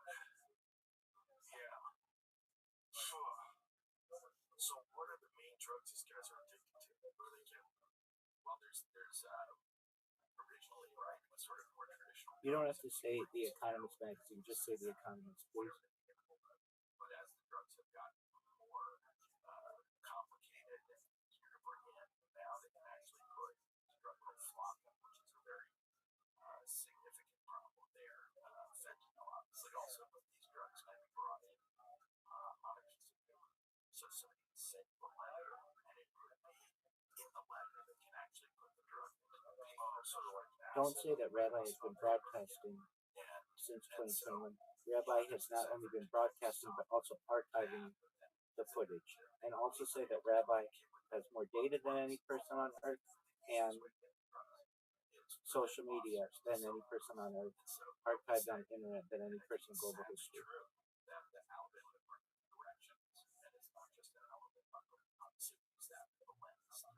Incarceration more generally, but the Alabama Department of Corrections is the largest law enforcement agency in the state of Alabama, and it's also the biggest drug you're much more likely to die of an overdose inside the prison than you are out in the street. Oh, really? Statistically? Oh, my God. Oh, boy. One of the things that is was very heart-wrenching is this. You can remove the stuff about the Mike Bolt show and below. This needs to, in combination, in total, be less than 500 words. So try to keep it concise. It's prison, it's supposed to suck. Maybe if they had signed a bill, it wouldn't have such a cavalier attitude about it. Yeah, it's that attitude. It's like, these are human beings, and some of them barely did anything. One guy that wound up dying from, you think they did something to her, they think they did something to a cigarette when they gave this guy. He was arguing to him. There was, they didn't sit here or anything. Yeah, his name is James. I don't even know if he broke in, right? Why did he do it? It said enter it. So he entered a building he wasn't supposed to enter. He got 15 years in a cage. And then on his way out, the police are hurry. They killed him because he had too much information about what was going on inside. He was getting it out. Yeah, this goes back to the story of a woman and her son when we were first communicating with the men using this country and cell phones. And they were telling us what was going on inside the prison, inside the various prisons. We sort of, in the early days, we couldn't believe it because the way we got into the prisons to begin with is I had gone down to Alabama because I was always interested in incarceration and the problems of that system, the justice system. I had been other films about the justice system. And I was always curious about Alabama because it's sort of famously maybe the worst prison system in the country, but it mirrors a lot of others. And my daughter was 14 at the time, Jeremy, and she said, I'm reading this book by a guy named Rabbi Rothschild. And it's a book about his wrongful so we ended up reading a book together, and then both sort of just like decided to take a road trip to Montgomery. She didn't know anything about it, and never been there. She was growing up in New York, and it's just not her frame of reference. So we went down there and we met a man who was the first black prison chaplain in the state of Alabama, Chaplain Browder. And I said, well, I'm really curious about what's going on in prisons. And he said, well, you should just come in with me. And I said, well, I'm a filmmaker. They're not going to let me just walk into prison in Alabama. He said, well, just don't come in as a filmmaker. You just don't have to bring a camera. You just come in and talk to some of the guys. And so I went in and filmed. Ultimately, we were allowed to film one of the prisons. And we were in there to film this revival. Just because we were lucky enough to find a warden who felt like we wanted to show an example of how Christianity was active and important in the prison system. I agree. But then while we're in there filming with like 5 cameras, which was just unheard of, the men inside couldn't believe that there were any cameras in there. And they started taking us aside and saying, listen, what they're showing here is a very curated version of what's going on in this prison. You got to get these other buildings. You got to see what's going on in that dorm over there called the behavior modification. Where guys get killed in the gardens. You got to look at that. Living in solitary confinement for 5 years at a time. Don't let them show you just what they won't show you. And I felt much safer. Even though the warden had said to us, when you go in there, don't talk to any of the men. They're all very dangerous. I immediately felt safe. I talked to the inmates that I did talk to in the guards. And when we left, it was really because we got kicked out of the break. We started saw the film, so we started getting nosy. We started trying to look at some of these other areas. They shut down the film and threw us out. And then we thought, well, maybe we're stuck. How are we going to make a film about this? We feel we have to. We're the only people that know what's going on in here, but they're not going to let us back. So it was then that we found out that there was this network of men inside who had access to these non-direct cell phones who were documenting what was going on. So that was our way of getting into those buildings that we couldn't see inside. And one of the first things we learned was one of the guys inside, Melvin Ray, texted us to say, hey, this guard, that we had been tracking already, was a particularly violent guard. He just beat somebody very badly. He's now at a person victim at UAB Hospital. So we jumped in the car and went to UAB Hospital. Just on the place for like he walked up to the intensive care unit. And when we got there, we found that this young man, Steve Davis, had been let down for this. And as we started to get deeper into it, we went to his mother, because we didn't know that she had lost her son, but in fact she had been with him when he passed away. She had sort of turned off the lighting for it. And we said, we want to make a film about this. We're trying to tell the story. And she immediately said, I want to help you. I don't want this to happen in the homeless. This is a very nice white lady from Town, Alabama. Talk about how Rabbi Rothschild will be on the Mike Holt Show in April 2026 to discuss the futurism topics in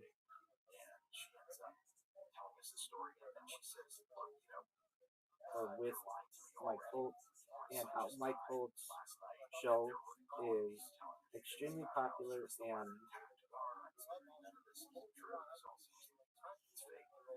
so teach me how to record my phone calls. So this older woman suddenly became a really important part of the film. And this gets back to your question about Stephen Davis. So her son, who was a drug addict, right, didn't kill anybody, but was in a car when a drug deal went bad. He went to try to buy drugs, and his friend went in the house and had a fight with him. So he got shot. And then he got arrested and was charged with murder. That's how the felony murder statute works. And so here you have a drug addict who goes to prison in Alabama. Please remove the quote, having Rabbi Rothschild in the podcast is rare. Just make that part of the release. In front of 70 witnesses. And then, of course, as we go through the film, we start tracking that in our If you need a quote from Rabbi Rothschild, you can just say, Rabbi Rothschild. Rabbi Rothschild looks forward to discussing a series of future ology topics with my quote, and that listeners should plan on a very interesting series of discussions and to share with their friends.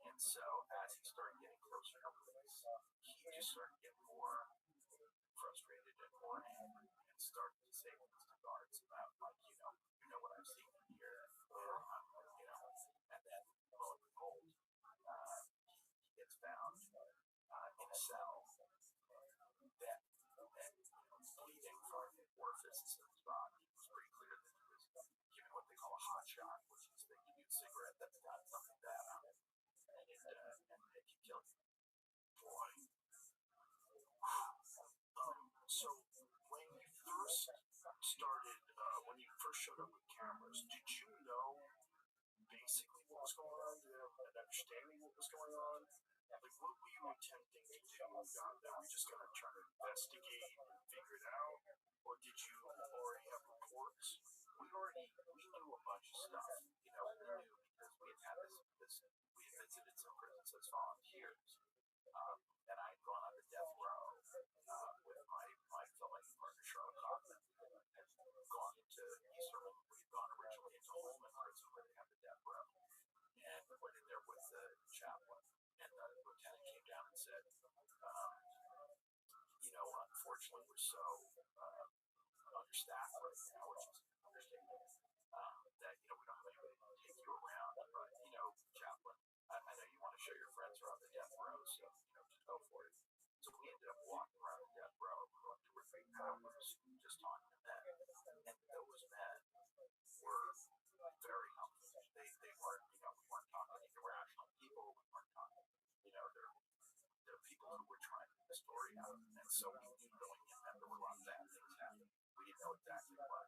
And then when we went into Easterling and the men started calling us aside and said, they beat me so bad I defecated on myself. Or, I just saw 5 stabbings this week and none have been reported. We started to realize that it was really a huge crisis, but it was just being kept. This episode is brought to you by Surfshark. With the help of AI, scammers are getting smarter every day, sending emails that look legit but are designed to steal your data, passwords, and money. If you want to stay protected, you gotta check out Surfshark. It's way more than your good old VPN. It's an all-in-one security tool. They have a ton of advanced features, and one in particular that's called Email Scam Checker.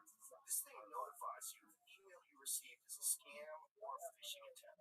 So instead of just guessing whether the bank email is real, you can check it before you click. And of course, Surfshark still provides the standard VPN benefits of hiding your online activity or allowing you to virtually change your location and access geo-block content while traveling. The final kicker? One subscription covers unlimited devices, so you can protect your phone, laptop, even share it with your household. Pay for one tool per protect all aspects of your online life. Go to surfshark.com/Rogan or use code Rogan at checkout and get 4 extra months of Surfshark. Surfshark.com/Rogan or code Rogan for 4 extra months. So it's crazy that you're relying on these guards to get in the phones that they're using to expose the crimes of the guards. So, and it's like the guards are aware of the phones because they provided them to the inmates, and they're contraband. They're not supposed to have them, but yet they all do. And so they have to ignore it if they want to keep selling the phones. Well, another way of looking at it is that there's so little accountability that they don't actually think they're going to get in trouble for anything. And they're kind of right. Right? And if you remember that guard killed Steve Davis on the broadcast. Let me know if you have any changes, period. I will not publish anything without your approval, period. Many of these press release services do have different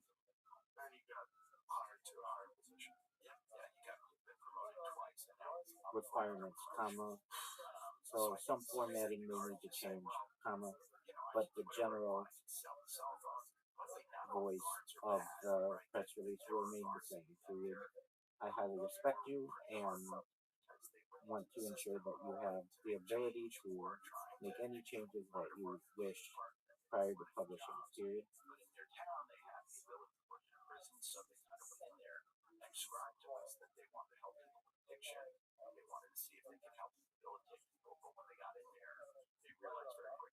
Please include that Rabbi Rothschild thinks that the right person will read,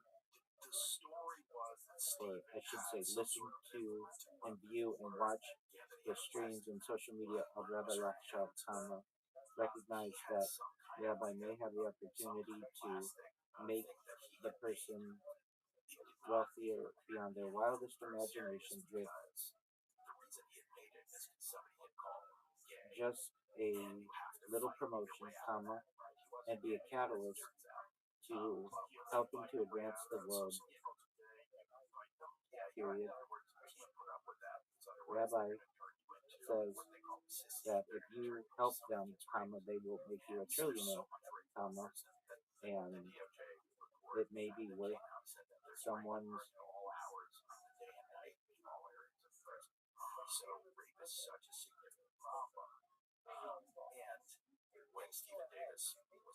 risk, or whatever you want to call it, just a challenge to promote Rabbi Rothschild, and it could change the world.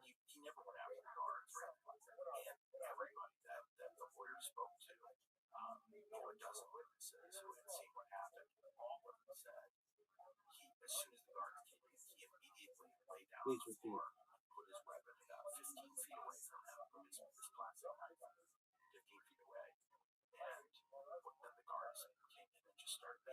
Add it to the press release, please.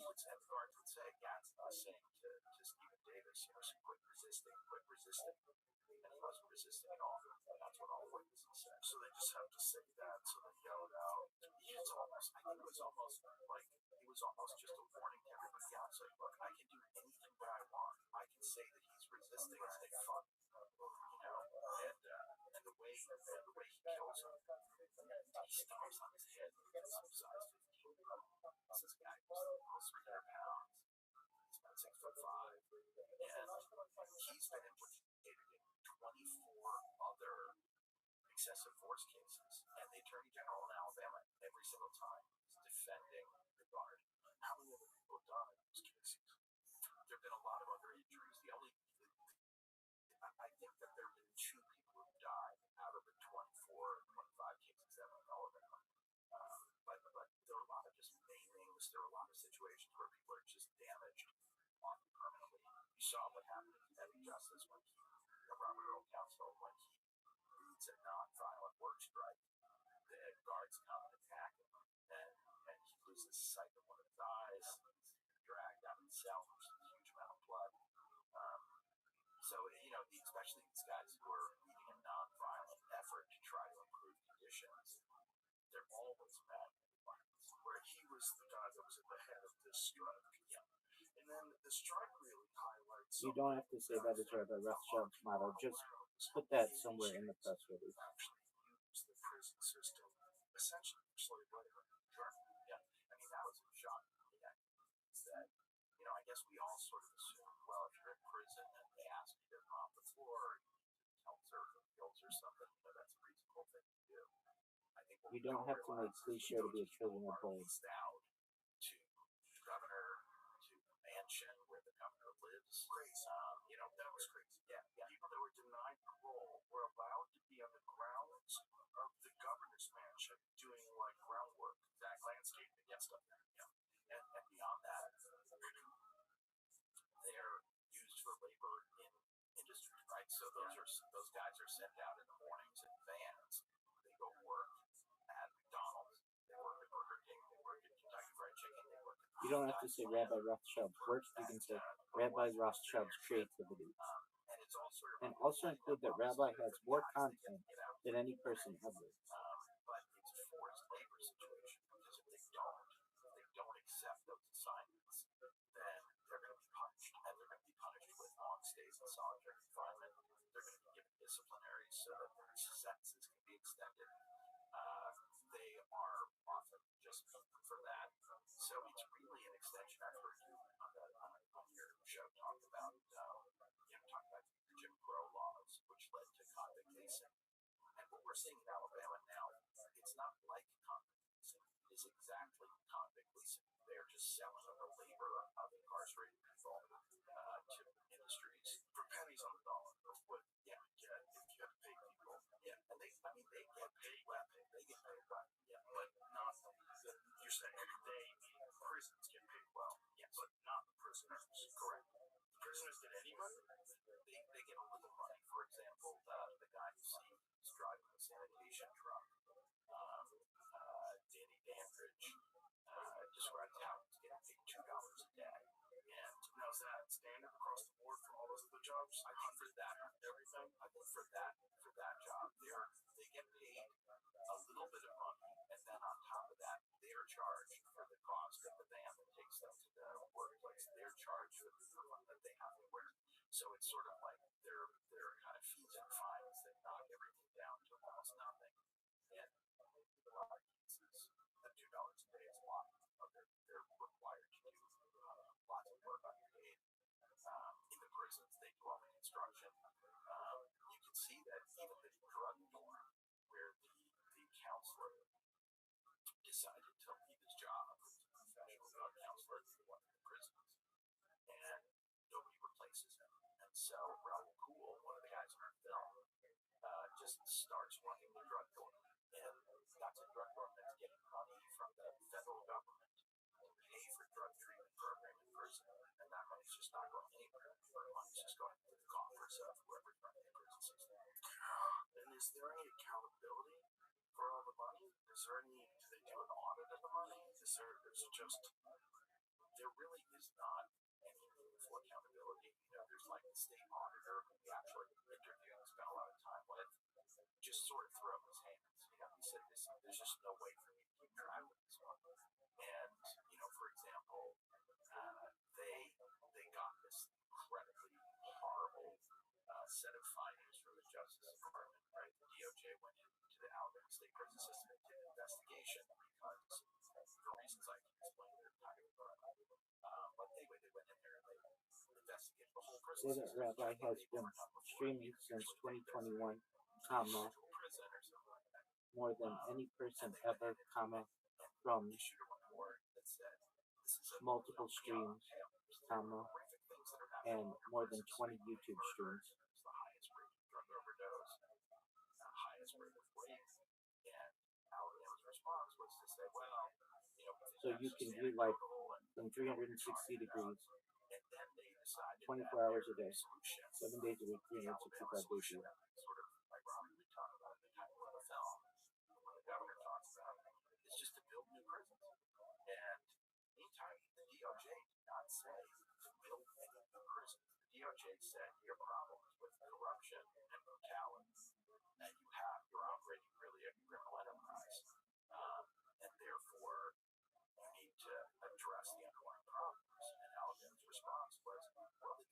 says the prisons are no good, so we got to build new ones. Well, that so they get a massive contract. Yeah, right. So we always call it the Alabama Department of Construction because they don't really change anything unless they have the opportunity to build something, and that's really good for all the governor supporters and all the other people who are in the construction industry, and they've now started construction on these massive new prisons. And Alabama's a tiny state with like a smaller population than Norway, and they've got a tiny budget, and yet they figure out how to put together a multi-billion-dollar prison construction plan. They can't fund it at first. The governor announces she's going to build these new prisons, which the DOJ did not ask for, and are not going to solve the problem. And they admit, by the way, that they're not going to affect overcrowding, which is a huge problem. Prisons are operating at 200% capacity, and when they're asked about it, the head of the Department of Corrections, they ask him, is this going to affect the overcrowding, or is it just the same number of beds? And he goes, no, it's the same number of beds. It's not going to affect overcrowding. So they're building these massive facilities. The governor can't get them paid for. She can't raise the money in a bond offering. So they go after the COVID money that they've got from the government, which is not designed to build prisons, right? Very hard to argue that building prisons is something that's going to relieve some other kind of health problem, whatever. And then I think they get fined for that, or you have to pay a fine if you use government money for anything it's not supposed to be for. And then when they start construction, they still can't raise the money, but they start building the new prisons even before they're authorized by the legislature. That's how clearly it was communicated that these prisons were going to happen. In other words, we had a crew in Alabama that was watching this site, this one massive prison that they were planning on building. They were just bean fields, and it's quite beautiful actually. And one day I get a call from somebody and say, we got to start filming because there are 25 earth movers here. And I said, well, that's impossible because the legislature hasn't even approved the new prison construction. And they said, well, the prison construction companies know what's happening, and they're already spending hundreds of thousands of dollars just to clear the site. So the fix was in on this new prison construction, and the governor announced that it was going to cost $900 million to build 3 new prisons. So far, they've broken ground and are far along on the first prison, and it's up to $1.3 billion. So when you open that door, a whole lot of commerce comes in, a whole lot of companies come in. And they ask them why was it so expensive? Well, how did it go from $300 million for one prison to $1.3 billion for one prison and counting? And they said, well, it's inflation. And, meanwhile, I'm pretty sure that the government's not going to say that we got 400% inflation at the moment. So it's kind of institutionalized free. Yeah, it's organized crime. Yeah. When you are in charge of deciding what's crime, you're running a state like Alabama. Yeah. And I think, money in the justice system is a very perverted factor. I made this series called Jinx, and Robert Great series. Thank you. Crazy.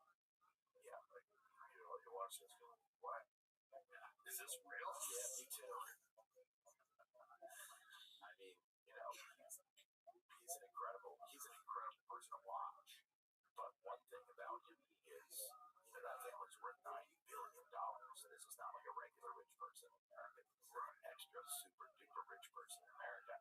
And he's killed 3 people over 30 years and just walking around, got away with it. Meantime, you have, young women, moms in Brazos County Jail in Texas. Our mutual friend Jeff Ross did a documentary there, and he interviews the girls that are in there, and he says, what are you in here for? And 2 of them say, I'm in here because I stole baby formula. So, that's money means a lot. It's gracious. Yeah. The money stuff is all over the place. It's the perverting of the system with money. See, because, for example, these big prison companies like Geo Group and CoreCivic make money by having full prisons. They're private prison companies. There are lots of there are a lot of companies that provide services to public prisons to state prisons, like Cisco and all these companies that sell food there. But everybody makes more money if the prisons are full. And so you have the head of CoreCivic just did a shareholder call not too long ago, and he said, and they said, what do you think? What's the outlook? And he said, with all the new immigration, prisons, and all the prisons, and all the increased, emphasis on law enforcement and incarceration, this is the most exciting time in my career. So, you're really building this prison industrial complex every day, especially right now, I think. And all these people are doing, they're all doing bad stuff. There's a company called Securus, which is run by Tom Bors, who is a big team owner amongst the Pistons, Detroit Pistons, and so other teams. And he's a private equity guy worth about $10 billion. And his company, Securus, does communications for the prison systems. And they make deals that have now been sort of exposed, but they made deals with sheriff's departments where they have jails. And they said, instead of letting kids visit their parents in jail and actually get to see them and hug them and they have some kind of normalcy, let's install video visit terminals. So the cover story was the video visits are going to be great because you don't have to drive across the state to see your loved one. But the contract specifically said that they had to replace in-person visits. So when a kid went to go visit his dad, even if he was 20 yards away from him in the prison waiting room, he had to use a video terminal, which cost about $99 for 20 minutes. And he was not allowed to see his dad in person. So that's an example of, that's in the contract, that's in the Securus contract that said that they have to eliminate the in-person visits. So when you allow that for-profit motive to be driving things in these like state institutions where theoretically you should, have some kind of like moral approach that makes sense for society or, can help the community or build our relationships or help people stay in touch with their loved ones when they're incarcerated. When you add that for-profit motive there, the system is just designed to exploit. It just is natural that all those people have to get, they all have, so there's a kind of a value to every visit, every time a visit, every time a kid comes and visits a parent, it's worth $12.99. Well, why do it for free if you get $12.99 for it? Some of the darker aspects of human nature in regards to our relationship with money. That so many people, if unchecked, if you give them the opportunity to make more money at the expense of other people, they do it. Yeah, they just do it. Yep, they do, especially in the framework of a corporation. The framework of a corporation allows you to have a diffusion of responsibility because you don't think that you're the one doing this horrible thing. It's this thing that you work for, and I'm just doing my job. Yep. And also, if you're involved in a corrupt system, and this is your job, you think it's equals all good people that are part of the corrupt system, it sort of minimizes the harm about that corruption. Just dismiss it. I really believe I've heard you talk about diffusion of responsibility before. I think it's such a huge part of what drives all this is that you have people who don't really have to ask themselves the hard question. Am I the person that's exploiting somebody? Am I the person that's overcharging a mom? Am I the person that's charging somebody who brings enough money for their medication or allowing somebody to die from medical neglect? Because once you have a corporation and you look at that org chart, you can see the org chart as like, oh, that's a nice orderly way of getting commerce to move forward, but it's also 1,000 points of responsibility. Every one of those persons just takes a tiny measure measure of responsibility. Well, I'm just in the accounting department. I mean, I don't make the rules. I don't make the laws. And you see that, in the healthcare industry, recording their calls with their healthcare providers or their insurance companies saying, "Oh, I'm sorry, I really can't answer that. It's not my job. Somebody else makes that decision." And so when you have massive organizations, there's a way for very bad things to happen, and it's like death of a thousand cuts.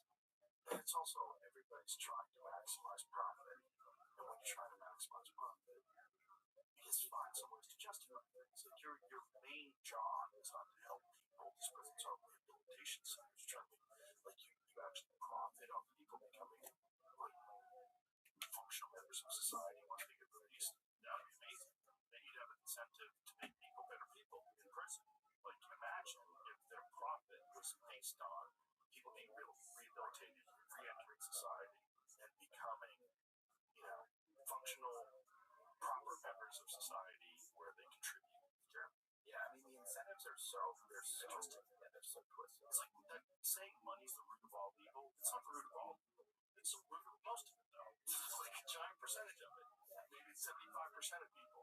The rest of it's like what, lust? Yeah, I mean And anger, jealousy. Yeah, that's the root of a lot of evil. Whatever the other percentage is. But money, 60% maybe. Let's be charitable. The root of a lot of fucking evil, man. And when you can do it inside of this framework of a corporation, it's so twisted because it's ubiquitous. It exists in almost all industries. There's always, whether it's like, this is the reason why people celebrated when that healthcare executive was shot. They were like, yeah, fuck you guys. Like, yeah, finally one of you guys got it. I lost my dad. I lost my mom.